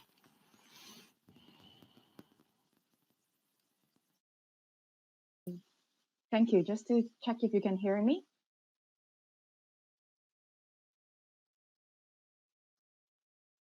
Can you hear me all right?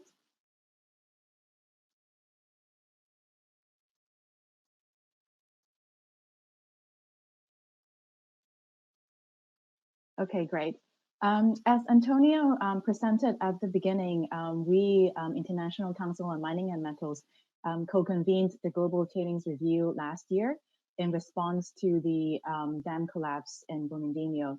The other co-conveners are the UNEP and the Principles for Responsible Investment. Next slide, please.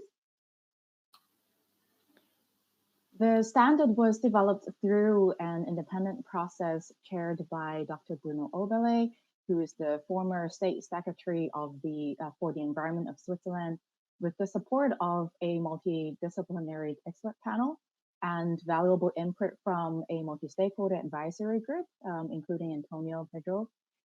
It is informed by existing good practice and findings from past tailings facility failures.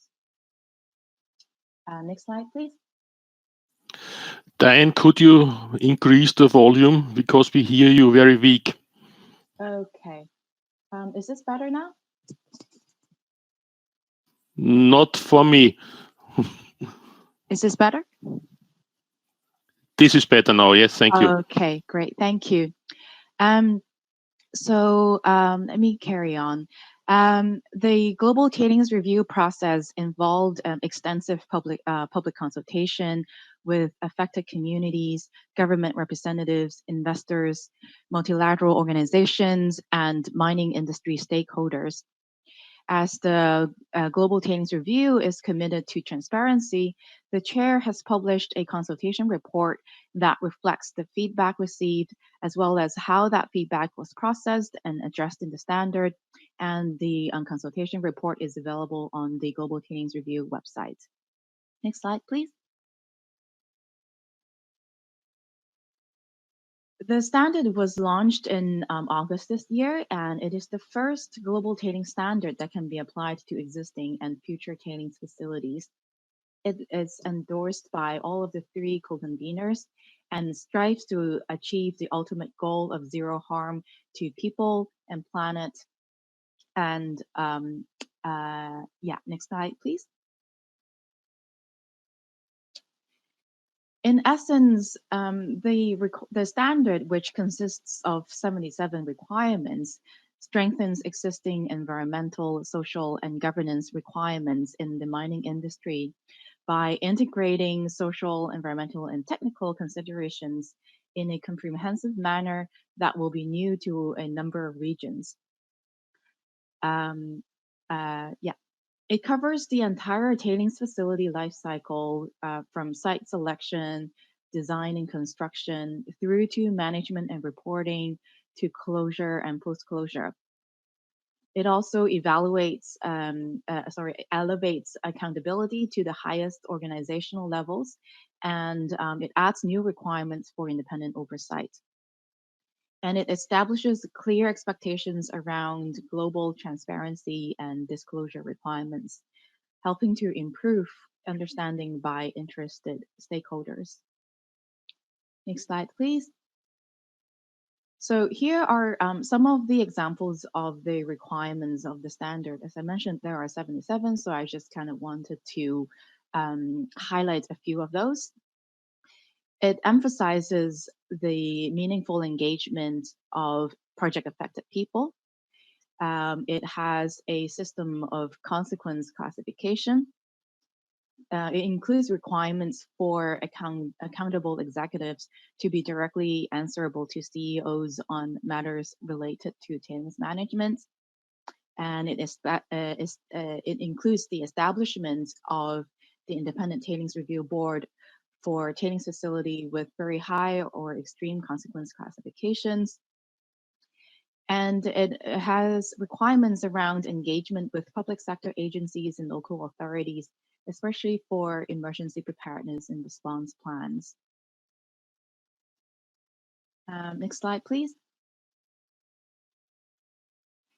I'm very pleased to see that the point 5 to the decision document, point 5 of the decision document urges parties to the convention to review their legislation and policies on mine tailings storage and management against international good practices. I trust that this global tailings standard will be regarded as one of the international good practices, given the robust and multi-stakeholder process involved in producing it.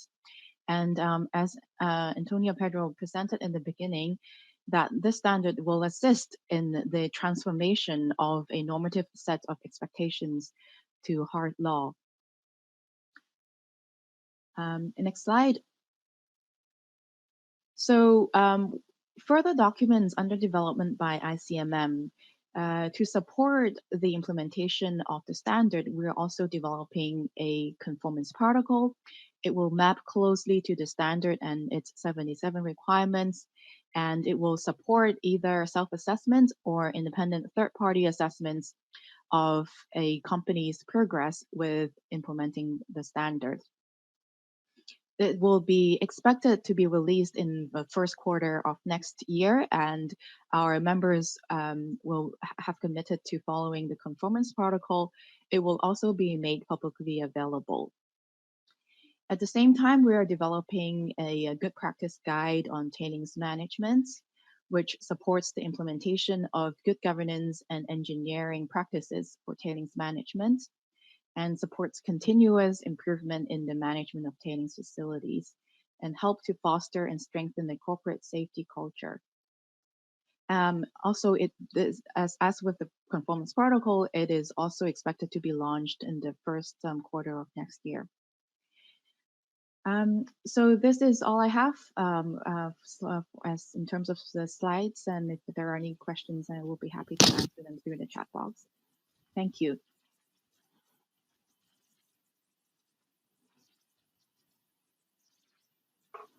Thank you, Diane, for the presentation. Time is against us, I must say once more. But nevertheless, I don't know if the Mongolian speaker is still available, because there is one question in the chat box and it's very detailed. Better to answer it in the chat in written form. And then I'd like to clarify the question where the presentations will be available and if they can be downloaded.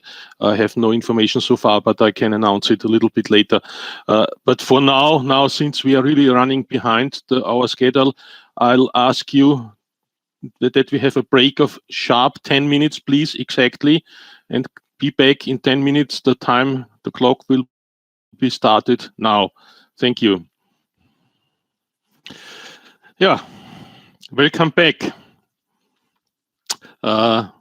We continue with session 3. As concerns the question to the Mongolian speaker, He left already, but he will answer the question in written form later. So he will be informed about the question, post it in the chat box, and then he will write us the necessary information. So we will hear from industry and stakeholders now which types of action are on their way to help us as policymakers to secure safe handling of mine waste. At the end of this session, there's room for questions. We have already 2 statements then at the end announced. And I would like to invite you to share the points you would like to make. One posting was in the chat box already by Chris Dykens, and I don't know, maybe he could let me know in the chat box if this was answered sufficiently. Otherwise, maybe Guy now within the next presentation could address this as well at the end. After the presentations, anyhow, we will open the floor for questions, even with restrictions of time. We now turn to Mr. Guy Halpern, who will speak about green growth barriers and investment of transparency. He's policy analyst from the Green Growth and Global Relations Division of the OECD. Please, Guy, the floor is yours. Thank you very much, Chair. Okay, so I want to talk today about the challenge of orphaned mine sites through a green growth lens, and in particular, to link it to what we were discussing in the first session, which is that despite the fact that there's a lot of problems around environmental damage and around sustainability of mining, we will clearly continue to need more minerals to power the green economy, to build the wind turbines, to build the electric vehicles. It all will require more metals. So the question is, what kind of green growth approach can we apply that also incorporates the rehabilitation and management of tailings facilities? Next slide, please. So there's obviously an enormous challenge around orphaned and abandoned mine sites. These are sites that have reverted to state ownership because the original party is no longer either existent or legally or capable financially of taking care of the site. Like with rehabilitating any site, it's a high cost to rehabilitate. Often these sites are older. They could be decades or even a half a century old. And the information is often lacking in terms of the exact threats related to these sites. And so it can make prioritization difficult. Although I'm heartened to see during today's meeting how many countries in the region are undergoing more and more detailed inventories of existing tailing sites. Another challenge is obviously the sheer scale of the problem. And I would note that this is not something that just affects countries that are in the region or countries that are developing economies. This is every single mining jurisdiction in the world is facing this challenge. Whether it's Australia or Canada or the US, there's tens or hundreds of thousands of sites that need to be addressed. And finally, of course, the need for technical knowledge and capacity on both the part of those doing rehabilitation, but also on the part of government administrations who are dealing with this. Next slide, please. So I wanted to discuss today the idea of the re-commercialization of waste, secondary mining, so taking a circular economy approach to this. Because the fact is that some sites, they may have economically recoverable metals in their waste. This is due potentially to inefficient mining practices by modern standards. So the site that's pictured here is the Kunrad site, which is operated by Central Asia Metals in Kazakhstan. And it's the site of an old open pit copper mine that operated for, I think, about 80 years, leading up until the 90s. And now it's closed down. And what they're doing, as you can see in this image, is they're using leaching, using a mildly acidic solution to pump the solution over the waste dumps of the old copper mine site, and to, from that, dissolve copper and then separate it out using an electrode twinning approach. So this is the case in which you have an old mine site which has recoverable metals still. There's also sites where there's associated metals that were not economically valuable at the time. So that could be cobalt or nickel, metals that have become very important to the green economy, but at the time were not necessarily of high value. So this reprocessing of waste, it provides an opportunity to bring old sites more up to modern standards.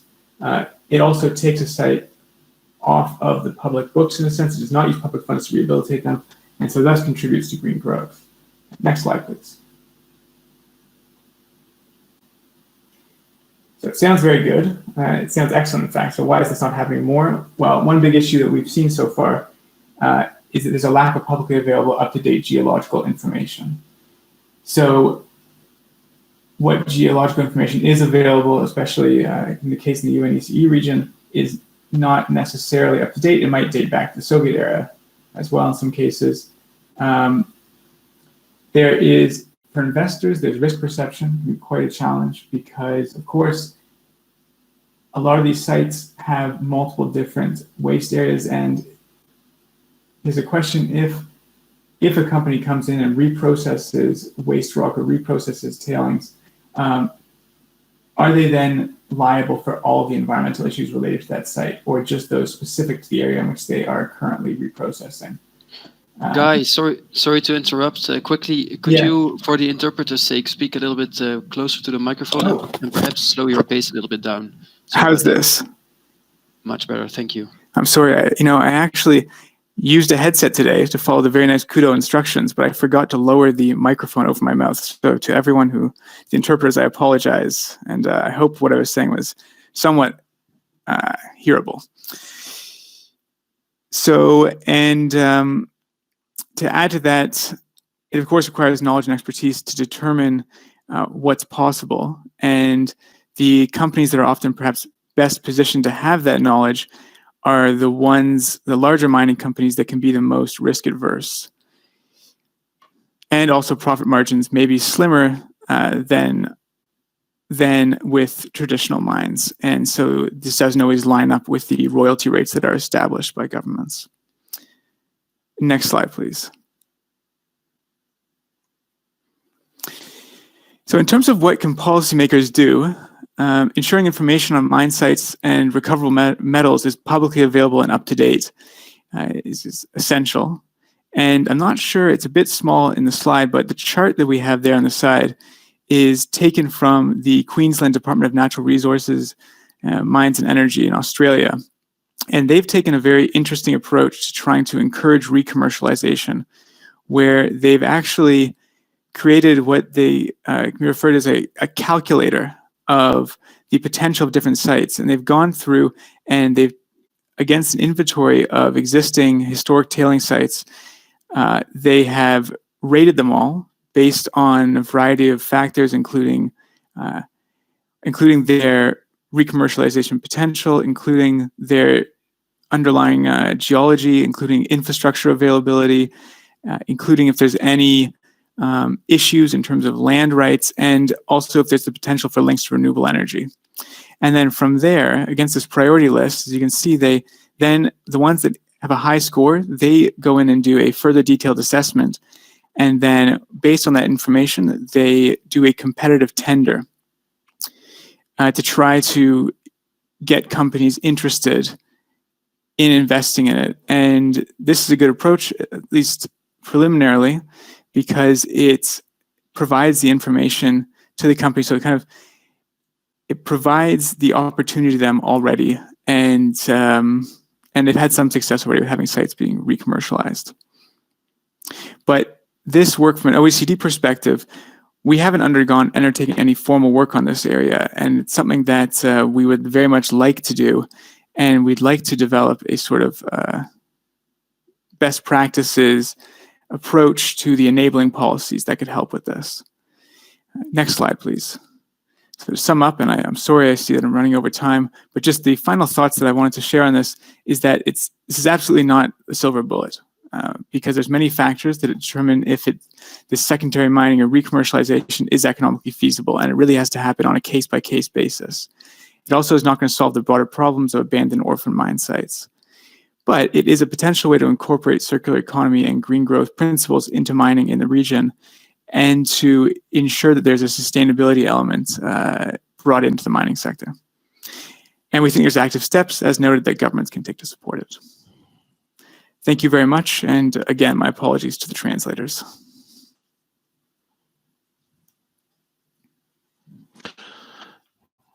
Yeah, thank you, Guy, for the insights you shared. I have no information that Chris Dykens wants any more response, so I assume it was answered sufficiently. I would like now to invite Pierre de Pascale from the Responsible Mining Foundation to present his lessons learned for the UNECE region from the Responsible Mining Index Report 2020. Please, Pierre, the floor is yours. Thank you, Michael. Thanks to the UNECE for inviting us. So if we're here today, that is because the status quo on tailings management cannot continue. And it is time for strong decisions and real leadership. Next slide, please. First of all, we see that there is no civil society voice in this seminar, and we are an independent research organization. So we cannot speak for civil society, just to clarify.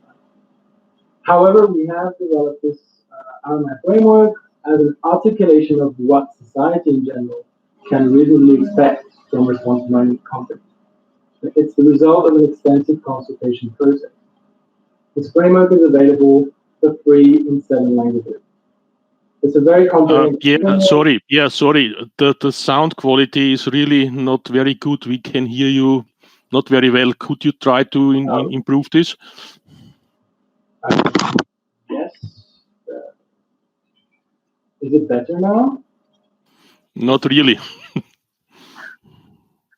Right. In between, it sounds better, but then it's kind of echo. And do you hear me now? Yeah, it's better. Better. Let's try to go on. Okay, sorry about that. So this Rmi framework is very comprehensive, and we illustrate in our Rmi report every 2 years how one can use it to assess the performance of companies on ESG issues. And I'm adding an extra E here since we also cover economic development. Next slide, please. On this map, you can see the scope of our 2020 Rmi report. 38 of the largest companies in the world, together accounting for about 28% of the global value production. And 23 of these companies are active in UNECE countries. Next slide, please. In between, just could you go a little bit closer to the microphone, because it seems that it causes the problems when you go away further. Okay, sorry about that. It's better now, right? Yeah, maybe, yeah. So I want to show you results for 2 indicators. First, public disclosure of basic information on tailings storage facilities, TSF. So each bar here represents a company, 38 bars. You can see the fairly good results here. And next, please, in blue, the companies active in the region. All the 4 still do not share any information. So this has a lot to do with an initiative led by the Church of England and the Swedish pension funds after the Mongolian catastrophe. And instead of reading this chart horizontally and try to see who's doing better than the others, I invite you to look at the gap vertically. Here, next, please. This is the gap. Right, next slide, please. So now if we look at the effective management of tailings, well, companies fall short of evidence. And the results are very low, as you can see here. Next and next. And this has not really evolved since 2018. So this is where the challenge lies, really. We have framed our indicators and methodology around the PDCA approach, Plan, Do, Check, Act. Next slide, please. So these are the basics of good management. There's no way you can achieve continuous improvement and ultimately reduce risks if you don't track, review, and audit your performance and then implement corrective action plans to adjust, right? Next slide, please. Now let me show you another important result. Besides the assessment at the corporate level, we selected 180 mine sites to apply 10 very, very basic indicators that look at basic information sharing in a disaggregated way and collaborative engagement at the asset level. On tailings, you see, next please, that not a single site got a full score and nearly 50% got 0. And if we zoom on the UNECE region, next please, the trend is similar. This is concerning because risks and impacts are local, so one needs disaggregated information and proactive engagement at the local level to build trust and limit risk. Next slide, please. And next slide. Conscious of time. Next slide. Yeah. So another concern that I wanted to share with you is the growing threat that tailings pose on lakes, rivers, and marine environments.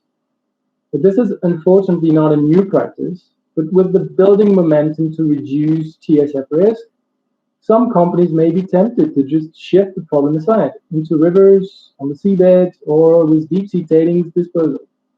But this cannot be the answer. Many banks and investors are changing the policies to make sure they don't find in this either. So you see the results here extremely low. Next, please. And at least 8 of these companies are actively discharging right now. Next slide, please. So what to do? Well, in many cases, standards and guidelines focus on future projects, but it is crucial to acknowledge the legacy and current risks of current facilities and address them first, including abandoned sites that Guy just highlighted. We need to see meaningful engagement with all stakeholders, particularly at the local level. There should be broader accountability, not limited to an engineer of records or a local manager, but up to the board and top management. Free, prior, and informed consents must be respected. It is a fundamental human right of indigenous peoples, and for non-indigenous groups, it is a recognized leading practice to apply FP2. And let's be clear, this implies a right to say no. Governments and companies must act with responsibility here. Open data should be normalized by default, and tailings should never be dumped or disposed into marine environments. Next, some of these key factors are weak or missing in the best standards, like the UNECE guidelines or the Global Tailings Review that Diane presented. Next slide, please. So like I said in my intro, we need to challenge the status quo and develop alternatives. Because what do we want? Business as usual? Meaning more and more tailings, risking to destroy deep sea ecosystems, more extreme events, and carrying on with the deadly record of bursts and disasters. Next slide, please. Or are we ready to aim for less tailings altogether, protecting the oceans, mitigating climate change, and thinking outside the box for truly safe tailings storage options, and certainly less dams in the end? Next slide, please. 2 more slides. To achieve this, governments can reassess what their essential needs are, because that's missing from all the projections and hypotheses out there, and then license only the essential mines. As you know, the EU has just agreed on a remix of the 2008 Raw Materials Initiative with its critical raw materials action plan. That's good. Well, this time, let's not drop recycling and circular economy like we did quickly after 2008. We need all governments in all countries to seriously plan, incentivize, and finance that. Next slide, please. And companies can implement responsible mining practices now. But to do so, they will need to prioritize and show that they prioritize EEAG risk management over short-term financial consideration. And we're conscious that this may imply a dramatic change in cultural behavior and perhaps new business models, but companies must anticipate this future if they want to remain viable. So that, next slide, please. Mining clearly benefits economies, improves the lives of people, and respects the environments of producing countries. Thank you very much.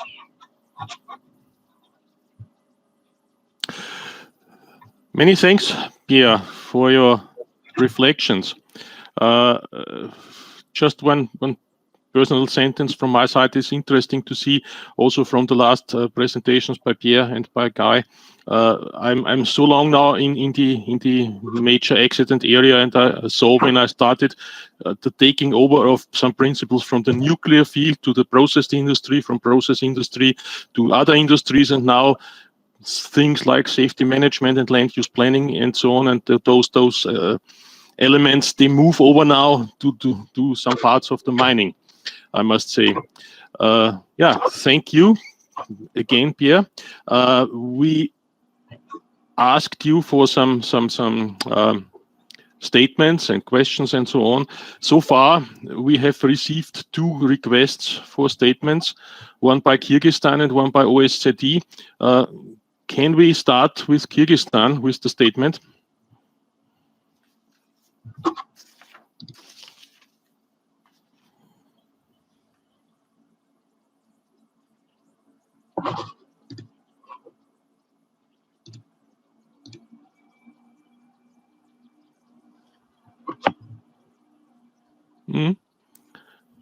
Not yet ready.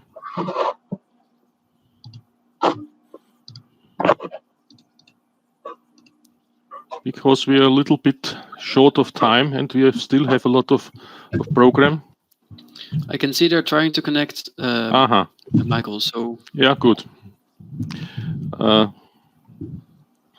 we go. Now it sounds good.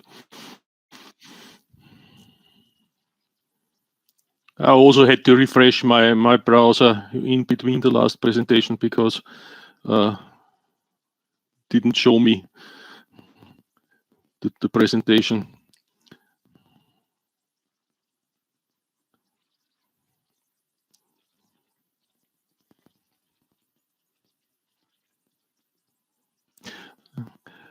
In between, I'd like to point out that it seems to me, listening to all the presentations and what I have heard about that we can draw the conclusion that the real progress has been made in planning and inspection and setting standards, or the efforts to set standards, but that steps need to be made to implement these practices and to be transparent about the success of the implementation.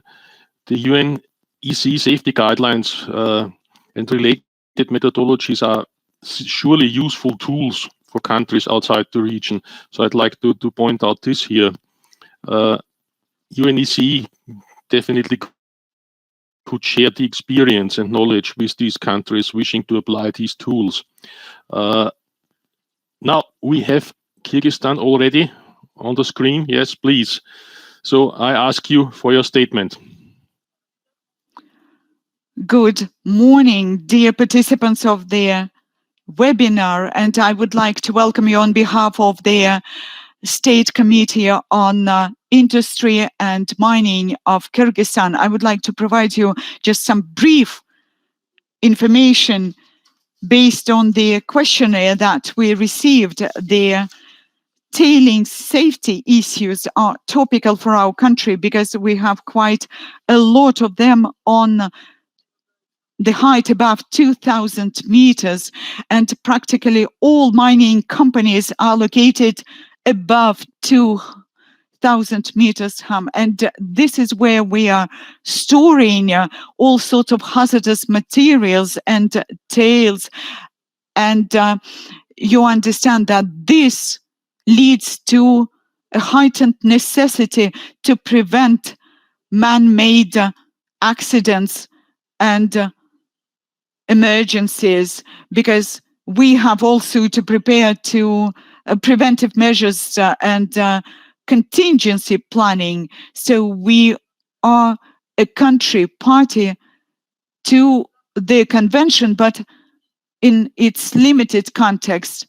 And we have a rather successful experience in cooperating with Kazakhstan on 2 tailing sites.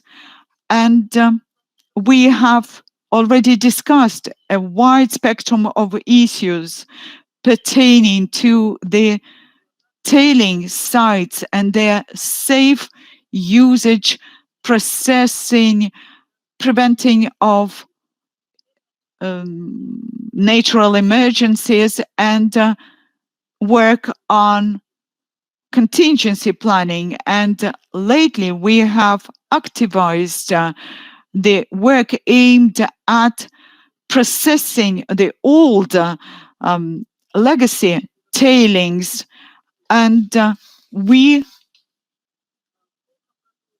last year we have recultivated 2 tailings next to the Isikul Lake. In 2018, we have adopted a decision on the state register of hazardous natural resources sites. And we have introduced new rules on safety while processing such tailings. And in 2018, we have filed an inventory, sorry, noise from paper shuffling, an inventory on all tailings and hazardous materials there.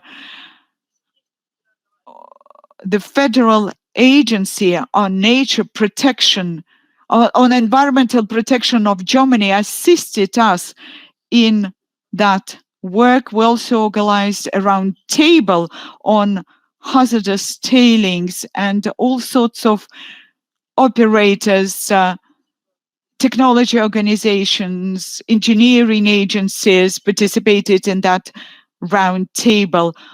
We also coordinated the activities of supervisory authorities in the country, and we tried to coordinate the interest of all structures in charge of the safety of such sites. And we emphasized the importance of updating, of a regular update of the registry of all hazardous tailings. And we have introduced modifications to the state registry, and we created a separate sub-registry for hazardous tailings.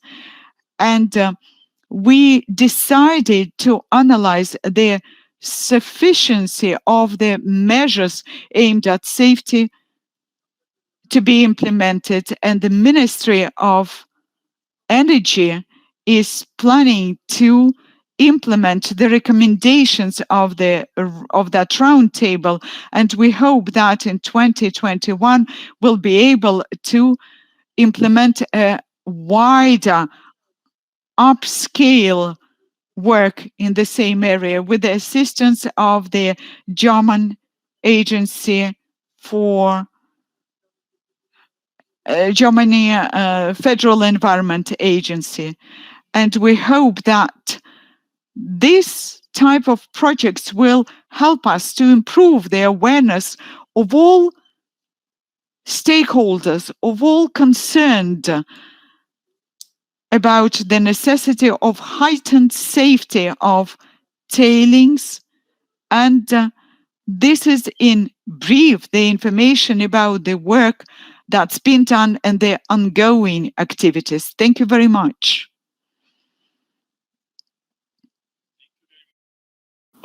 Contribution. I quickly hand over to Tamara Kutonova from OSCE for her statement, please. Thank you very much, dear colleagues. Can I kindly ask for the presentation? Yeah, just a few slides. Dear colleagues, I would like to tell you a few words about the work which have been done in Ukraine and Moldova, basically the Dniester River Basin, with regards to inventory of the tailing storage facilities.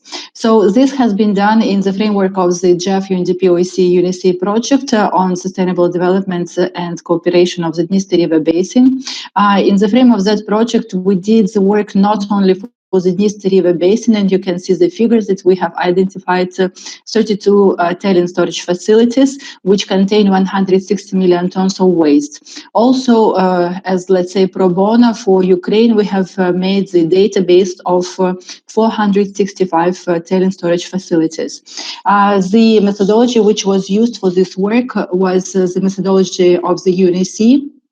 So all the work which was performed today, early in the morning, was the basis of our work. Next slide, please.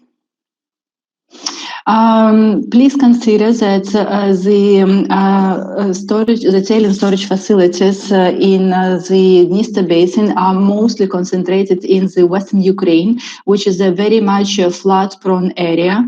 And here you can see the pictures and the data about the top 3 facilities, which are really dangerous because they are critically filled, because the dams are unstable, there are no emergency plans, and there are no plans for closure or rehabilitation of inactive objects. This means that with any floods, the transboundary emergency might happen in the Dniester basin, and we should remember that 8 million people live in the basin of the Dniester, and back in 1983 we already had the collapse of one of these tailing mines, polymineral one, and it resulted in the disruption of the potable water consumption for the city of Chisinau, which is the capital of Moldova, where currently 1 million people live. Last slide, please. And of course, based on the methodology, we have provided a number of recommendations with regards to the state accounting, with regards to the emergency preparing. When talking about the emergency preparing, we refer to Seveso III directive, as well as considering the tailings storage facilities in the methodology of emergency response plan development and development of risk assessment methodology in the country. And with regards to the environmental safety, these are the recommendations for the ministers of the environment. We suggested that there should be the development of the prime and secondary legislation on management of industrial and mining waste, which is the reference to the Directive 21 in the European Union about the waste of industrial facilities, and with regards to the standards and rules of tailings storage facilities closure and rehabilitation. The last slide, please. You will see my name and the name of the lead expert of the team who was doing this work. And right after the end, I will also send the links to the studies on the Dniester River Basin tailing mine facilities. And my colleagues also did the similar study for Eastern Ukraine in the area of Donbass, where the war actions are still there. So I would like to kindly consider use this work and perhaps also consider it for the meeting next week at the meeting of the parties. Thank you very much. Thank you, Tamara, for this statement. I just want to tell you that all the presentations will be made available, and the link where you can download them is already in the chat box. So this is already done. I was informed. So now would have been the place for question and answers. So far, we have no questions, and taking into account that we are roughly 20-25 minutes late behind schedule, I would say thank you to all the presenters from my session, and I would hand now the moderation back to Toril. Thank you so much, Michael, and thank you for your excellent moderation of this session. And I will just say that from time to time we can see that we are incurable time optimists in this convention, but I think we will start now with a kind of have a fast speed to go to the end of this seminar, and we will turn to the action proposed by the Industrial Action Conventions, and at the 11th Conference of the Parties of the Industrial Action Convention that will take place next week. And in this conference, we have a draft decision that will be discussed for adoption by the parties of the convention. And this decision reflects indeed many of those issues that we have discussed and heard today. And it aims to find kind of adequate points of actions for the parties to the convention to carry out and to follow up if it will be adopted next week. So I will then ask Max Linsen, a consultant to the UNECE Secretariat, to take the floor and introduce this draft decision and its proposed actions. And if you have any observations during his presentation, please share them in the chat platform. So please, Max, you can take the floor. Many thanks, Toril, for this introduction. So indeed, I will walk you through the draft decision on strengthening maintaining safety in the UNECE region and beyond, which is up for adoption during the Conference of the Parties of the Industrial Accidents Convention next week. Next slide, please. So why does UNECE take this initiative today? Why organize a seminar and why propose a decision? We have heard most part of the answer to that, but in short, the three elements here on the slide, they provide an additional, let's say, reason why we're addressing this today and during this Conference of the Parties next week. So the issue is not new of maintaining safety, but knowledge and practice are only slowly improving or keeping track with ongoing trends and future outlooks. And experience with past accidents does not give full confidence for the future if no action is taken, especially given that we know what is coming, as was presented today in session 1 and also earlier on. Then on the more legal side and the scope of the convention, in 2014 the question was posed, do we need to amend the convention to be able to talk about maintaining safety? And there the answer was no. So we can talk about it in this convention and propose future action. And there we can build on earlier developed instruments such as the safety guidelines and the Dmf methodology. Next slide, please. What would the parties of the convention get out of this decision? Why is it relevant for parties to the convention, and what can it bring for them? Well, since it is presented for adoption next week, let's say the reason to act can be one, but also the actions proposed need to be relevant for the parties of the convention. That's also the aim of the decision to help them in improving maintaining safety. So with this decision, we move away from managing disasters to managing risk. It's very closely related to the key concepts of the convention on the transboundary effects of industrial accidents, focusing on prevention and preparedness and response. And now we're moving more to prevention with this decision. And we try to move away from responding only to a risk when it has happened, for all the reasons that were mentioned today, from cost to environmental damage to humanitarian damage as well. Well, this will be a first ever decision on maintaining safety that is good for the visibility of the convention, and this will help also in spurring the conversation. As the decision is focused on the UNECE region, this does not mean that other parties are not invited to join the action. So maintaining safety is a general issue, and the lessons learned from outside the region are relevant for the UNECE region, but also the action points proposed may be relevant for regions outside of the UNECE region as well. Next slide, please. The draft decision was prepared by the Convention Bureau, and after publication, it was open for comments by parties to the convention until the 9th of November. These comments that were provided, there were not many, but they have been included in an updated version, and this is now presented to the Conference of the Parties, and you can also find it in the document list in the Documents tab. Next slide, please.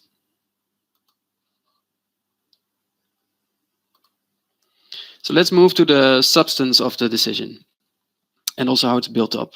The draft decision contains two parts. There's one preamble or an introductory part, which addresses why and in which context actions to strengthen maintaining safety are proposed.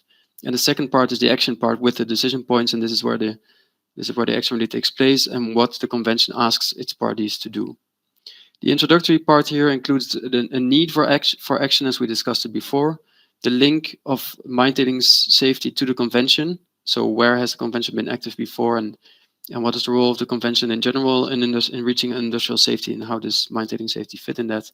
And then also its earlier products, such as guidelines, safety guidelines, and a methodology.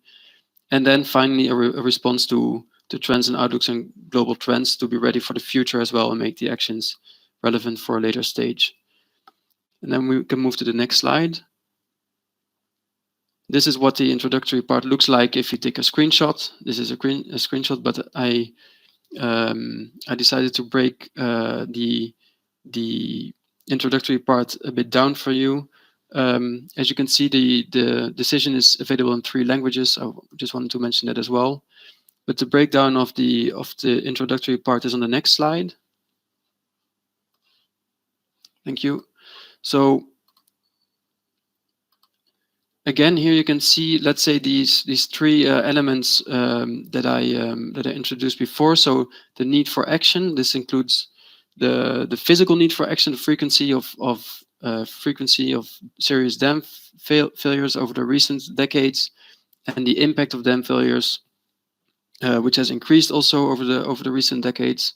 The potential transboundary nature of accidental water pollution caused by dam failure, a need for joint prevention and management approaches, also building on this transboundary nature. The fact that there's a limited number of human causes, as was identified by the UNEP Rmi Report, which was on one of the previous slides, which identified that there's notably a lack of management continuity and inadequate resources, which accounts for all of the disasters which could have been prevented. Then the economic importance of mining, also in the transition to a low carbon economy, making this transition also sustainable in the mining sector. A projected increase in global demand, as we have discussed, and also the need to respond to extreme weather events caused by climate change. So those are the reasons to act. And then if you move a little bit down, this is relevant for the parties to the convention, targeting communities and also making links between the convention and other international initiatives, which has also been laid out in the convention's long-term strategy. And in all this, we can build on the safety guidelines and good practice, and also link to future action in which the convention will be active. For example, the United Nations Environment Assembly, particularly resolutions on sustainable infrastructure and mineral resource governance.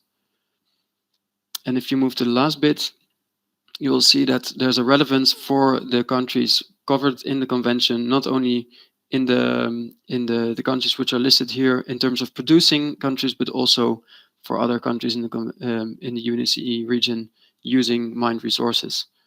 And there's a strong need to focus on prevention. Then when we indeed move to action, so the second part of the decision will be more the action points. These are listed here, so they can be bundled. There's only 10 actions, but they can be bundled into or grouped into enhanced implementation of existing instruments, review of regulatory frameworks and enhancing institutional capacity, a call for resources and funding to implement this action, a focus on information sharing, and then finally also again how to respond to global trends that are relevant for the UNECE region. So next slide, please. And this is again a screenshot of the decision itself, if you weren't able to download it. And then the actions themselves, I've listed them here again in the same groups. So if you can fill up the slide if you want entirely. Here you see the 10 actions that were proposed initially, and the 11th, if you go one further down, which was a result of the input that we received. So the decision starts with acknowledging what we talked about today. This is important to realize. This is actually preparing the ground for the actions proposed further down. So thank you all for that. And then we mentioned the safety guidelines, which we talked about today, facilitate the application of these instruments, improve interinstitutional and stakeholder coordination, also transboundary. Then the need to review legislation and policies is laid down in more detail. And then it's important to also acknowledge the existing instruments for countries that already exist, not only focused on mine tailing safety in general, but also creating the capacity for self-assessment and action plans, which we can help with. Then there's a need to make available funds to carry out all this work, and report also on the nature of hazardous mine tailings activities, which are needed to increase an overview and understanding of the risk. For example, through reporting, there could be a good knowledge base to address future mine tailings risk as well. And then further down, of course, there's a location-specific element to tailings management, which should be placed in the context of institutional capacity as well, with competent authorities and operators communicating about it. And then if we move to the final 2 points, there's a need for focus on prevention, not only in view of the current situation, but also in the view of both an increased production and an increased risk due to climate change. And the final proposed point, which we included, was to link these actions to further actions under the convention, notably through other international organizations such as the United Nations Environment Assembly and the implementation of their resolutions. So if we move to the final slide, the questions which we would like you to think about today, or which will now perhaps turn into a take-home message, and which you can respond to at any point, is, and which we can talk about at any point, is how can we implement the actions listed in this decision? Not only the actions mentioned today, or that are listed in the decision, but also in view of what we learned today during the seminar. Because proposing the action is one, but facilitating the implementation is another one. And a final thought could be which actions may be needed in the future, in addition to the ones we propose right now. And with that, I thank you very much for your attention, and gladly hand back over to Toril. Thank you so much, Max, for this this presentation, and I especially want to highlight what you also mentioned, the link to the long-term strategy for the convention, which you made lots of reference to, and also that the questions that was at your last slide.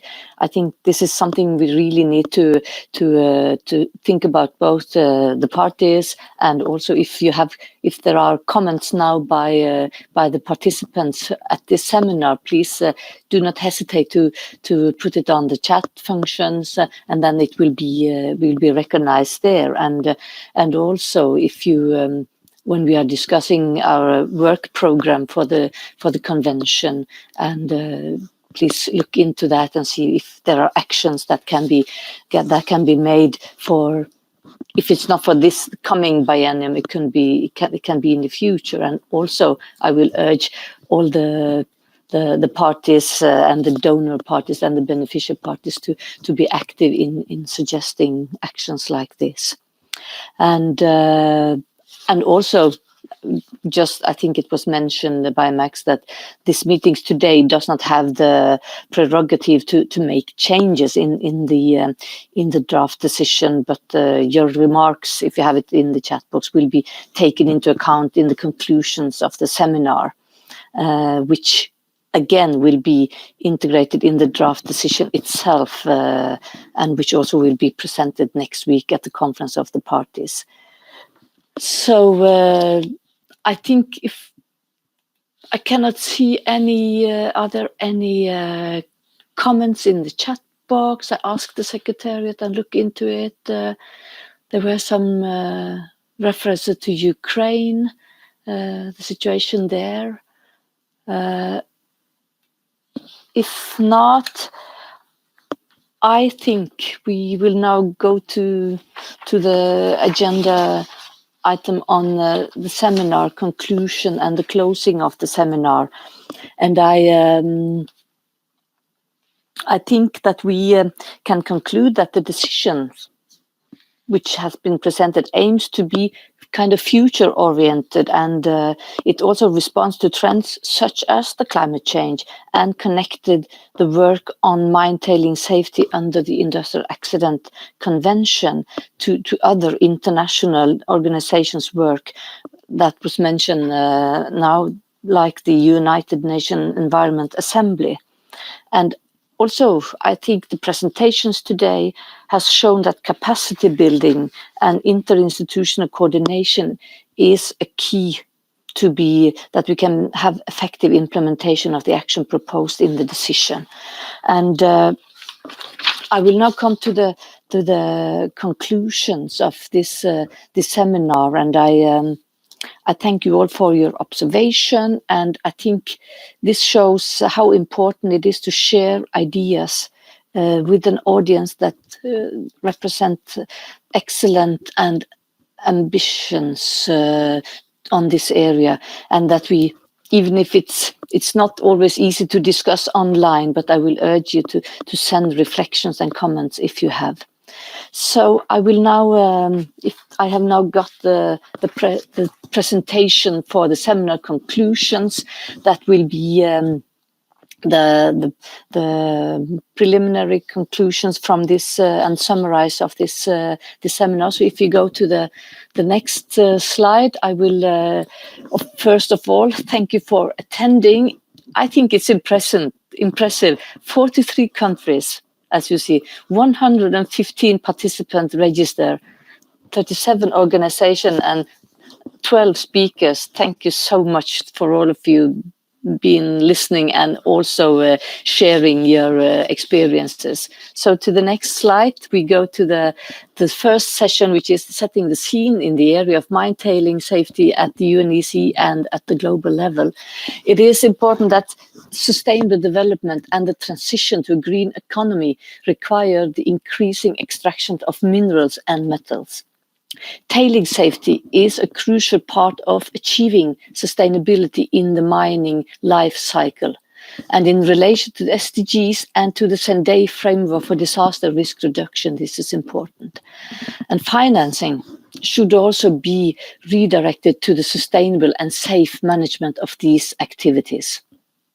The second one is to achieve mine tailing safety as part of sustainable development. International good practices and standards for mine tailing safety should be integrated into regulatory frameworks and business practice, such as the recent issued global industry standard for TMFs.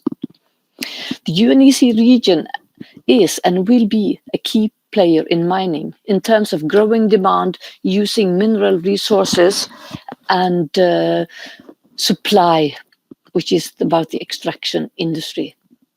Mine tailing safety plays a central role in the United Nations Environment Assembly resolutions on mineral resource governance and sustainable infrastructure.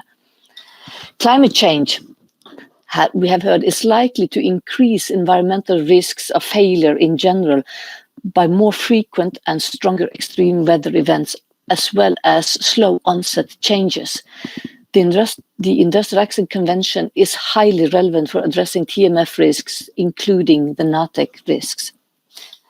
And the last thing, in the absence of harmonized international guidelines, the UNECE safety guidelines and good industry practice for TMF completed by the Dmf Methodology, which is developed by the German Environment Agency, offer a strong regional tool and is available for application also beyond the region. And the UNEA 5 presents an opportunity to promote these globally. So the next slide is about some conclusions picked up from session number 2, which was about experiences and lessons learned from the application of the safety guidelines and methodologies for improving tailing safety in UNECE countries. Accidents at TMFs often have transboundary effects and making mine tailing safety a regional issue, not just a national matter. The TMFs can cause accidental water pollution, and integrating TMF risk is in transboundary river basin management plans or arrangements can help the governments in accounting for mine tailing safety in their policy planning. The institutional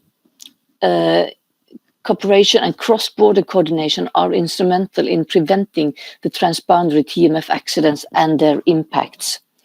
The further implementation and the accession of the Industrial Accident Convention, supported by capacity development, will help improve TMF safety at the regional level.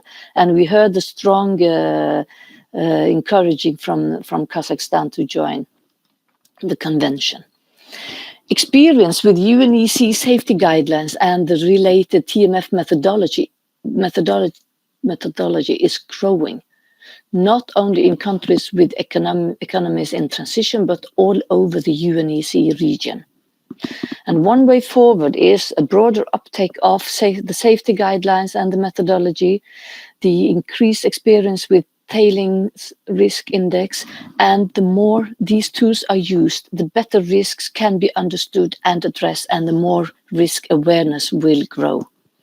So then what was also said by Max Linsen just now, that prevention is key for tailings management. Countries should take urgent action to review and, if needed, update their regulatory frameworks and policies for tailings management to ensure the alignment with international good practices and safety standards. So to the next, which is from the session 3. About experiences, lessons learned, and proposed action for the safe management of mine tailings from stakeholders and countries in and beyond the UNECE region. And we recognize that tailing safety is a common concern where regions around the globe can learn from each other. Economic development and social and environmental safety are closely linked. So prevention is, you can say it's a final cost, but it's the cleaning up and the remediation after disaster is not only it's an economic loss, but also a social loss, and can make severe consequences. Preparedness and response are, of course, important, but prevention, as we said, is key. And examples show how national policies are adapting to acknowledge the importance of prevention, but more needs to be done. You never finish to do the prevention when it comes to industrial accident. You have to repeat it again and again. The UNECE safety guidelines and related methodology can also be useful tools for the countries outside of the region, and UNECE should share its experience and knowledge with those countries wishing to apply these tools. That could be through the activities of the Joint Expert Group on Water and Industrial Accidents. So to the next slide. Continuing in preventing and managing risk provoked by tailings management facilities are preconditions for sustainable mining. Minerals that are extracted to facilitate the transition to a low carbon economy should be handled safely. This is also about what we talked about, the emerging risks on this area. The Global Tailings Review is a cooperation between international organizations, industry and investors. Its global industry standards on tailing management strives to reach zero harm and strengthen environmental, social and governance requirements. It has been developed with the involvement of industry, governments, affected communities and investors. Only with a consistent regulatory framework and good understanding of risks, mine waste can be processed according to modern standards. And that can even create values, as we have heard, especially in orphaned and abandoned sites. There is a potential to incorporate circular economy principles into the mining industry. With accident getting more severe and costly worldwide, preventing tailings accident is a common commitment of industries and governments. Identification and important first step, but concrete objectives to reduce the risk need to be followed. It is important to engage all stakeholders, including affected communities, when devising measures to improve safety across the life cycle, which range from land use planning and siting decisions to operational safety measures and off-site contingency planning. And again, the tools of the Industrial Accident Convention can support cross-sectoral cooperation through a broader and further updates of the UNECE safety guidelines and good practices on TMFs and related methodology. So to the next, the proposed actions to strengthen mine tailing safety in the UNECE region and beyond by the Industrial Action Convention. We refer them to the decision on strengthening the mine tailing safety in the UNECE region and beyond, and proposes action to address key challenges in managing tailings risk and its transboundary consequences. It calls for actions that aims for enhanced implementation of the UNECE tools and instruments to improve regulatory frameworks and interinstitutional coordination, information sharing, capacity development, and related financing. And this decision aims to be future-oriented, and it responds to trends such as climate change and connect the work on mine tailing safety under the Industrial Action Convention to other relevant international organizations' work, like the United Nations Environment Assembly.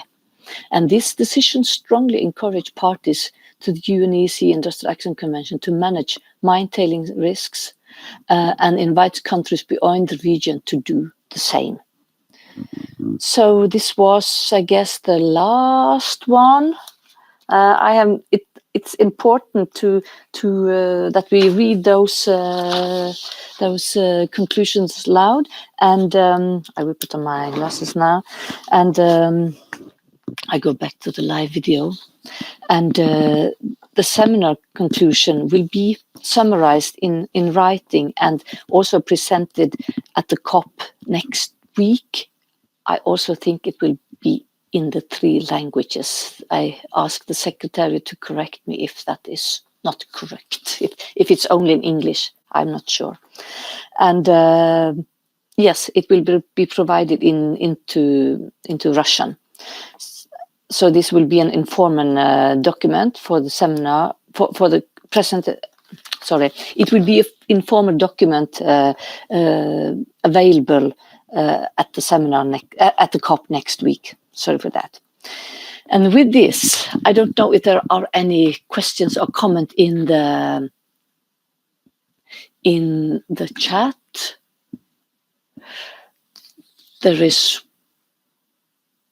one. We hope we can have it from Richard Harkinson that cannot find the logical justification of GSATME to avoid talking about what is upstream raising the TMFs. And I think we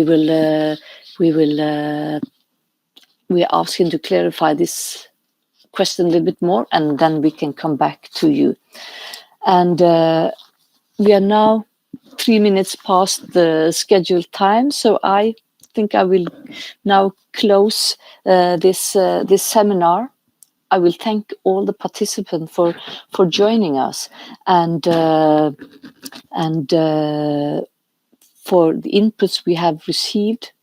It's a new world, new way for us to arrange seminars like this. We are learning more and more for each seminar, and we think we can be more and more professional on this and try to have much more interactive discussions in the future, also on the web. And I will also thank the presenters for their efforts today, and you sharing your experiences, sharing your thoughts, and also for keeping it to the time, approximately to the allotted time. Thank you so much for that. And also I will thank the Secretariat for preparing to do all the practical preparation and for the documents that has been prepared to this seminar. And also we have been a small group consisting of members from the Bureau, Michael Struckel, Gert Winkelmann-Oy, and also from Switzerland, Martin, and we have tried to put together this seminar. I hope it was inspiring for you. I hope you have learned a lot. I hope you see that this is something we need to take more into the consideration. And I will say, stay safe and stay healthy until a lot of us will meet again in the online conference of the party next week on Monday, the 7th of December. So thank you very much to all of you.